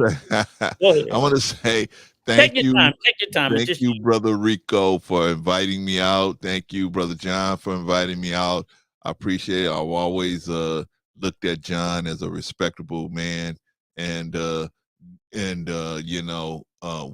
I first heard his story about being assaulted by Shiloh Sanders, I took it kind of with a grain of salt. I said, well, maybe this, because people say they may have their own spin. But once I saw all the evidence that he had, man, and I saw the depositions that Deion Sanders made, I mean, in his own words, he lied in his own words. I mean, and then his own attitude toward the whole situation and just how he treated John after that. I mean, it was just plainly obvious that, he wasn't a man of good character, unfortunately for him. And like I said, I don't have anything against Deion. I don't even know the man, but I'm talking about this particular incident. He just did not show good character in it. And he didn't teach his son. And that's what was really bad to me, was he didn't teach his son how to take responsibility for a situation. He showed his son how to be dishonest to get out of having to take responsibility for something he had done. And I thought that was really going to hurt his son later. But hey, we'll see. We'll see. But for now, we all saw the pins, the nails, the screws in John's back. So when we heard Deion saying, well, this is just a money grab, I went, what? Who would put screws in their neck to get money? I mean, nobody would do that, right? So it was just an ugly situation. But I'm going to review it tomorrow. I just made a decision. I'm going to review the video what's the name of the video? Prime Time for Yeah. the Truth. It's on Tubi. Prime Time for the Okay, Truth. I'm gonna watch it today. We're gonna Pull it review it down. tomorrow. Yeah, review it. That's a Review great. some of the highlights of it tomorrow, and then you guys can tell us what you think. Should Dion pay? Should Shiloh pay? Should they pay, or should they just be able to wiggle out of the helping this man when they basically put him in this situation, right? So we're gonna review that tomorrow, and everybody keep watching Rico on Prime Time, because I'm glad Rico got his own channel so he could see that it's not just easy. He think it's easy just sitting back there when you try and do 5 or 6 different things while you talking. You see, yeah, Rico's always fussing at me, cussing at me. Hey, Clay, do this, Clay, do that, texting me off the hook. And he get a chance to see what it's like. So, but yeah, man, I think Rico's a good dude, man. He's got good intentions. Whether you can get with the language or not, but Rico's definitely got good intentions, good heart. So watch the brother, give the brother a chance, no matter what you think. One of the things that I really admire about Rico is his ability to say, you know what, yeah, you're right, I messed up on that one, or I was wrong on this situation. And that was one of the things that I think he and I have in common that kind of brought us together. Even though we fight like cats and dogs, one of us will eventually say, yeah, you're right, man, you're right on that one. But anyway, man, watch the channel and support Brother Rico as best as you can. And if you guys get a chance to come over to Let's Talk About Black Life tomorrow, we're going to review this video and just talk about it and see what can be done to help John get where he needs to go. All right, but thank you, brother. Appreciate you, man. I'm gonna drop down. Real quick. What time do you go tomorrow? 11:30 Pacific Standard Time. 11:30. Right. So, okay. All right. Yes. You gonna be on time? I'm pretty sure I'll be on time. CP time. I'm pretty sure I'm gonna be on time. I'm not gonna be like some people that don't even show up to invite you out, that don't even show up, right? So I'll be on time. I'll be there. Thank you, sir. All right, thank you, brother. Appreciate you, man. All right, love you, brother. All right.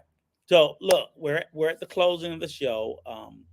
I had told myself my initial show would be in 2 hours. Obviously, being like my people, we went an hour over, but I think it was a good conversation as well. Here on Prime Time for the Truth, it is our intention, and I hope that you guys come in, and it is my responsibility to find something relevant, important enough, engaging enough to talk about, and hopefully that I can present it in a manner that we can all listen, learn, grow from, hopefully find a solution. If not, at least see the truth for what the problem is as it's presented. I'm trying to stay away from spaces of a lot of salaciousness, hyperbolic, celebrity junk. I'm not promising that we will, because sometimes unnecessarily and unfortunately it requires discussion, dissecting, and trying to figure out what it is. But I look for ideas and topics to discuss that engage my mind in a way that I think I can be thoughtful about talking about.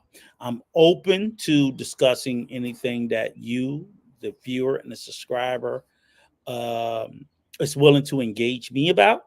Don't ask me to talk about something that you're not going to come and hit the link and talk to me about. But I'm absolutely open to having these conversations. I hope that today, for my initial show, the discussion about the teachers and the epidemic of teachers being assaulted and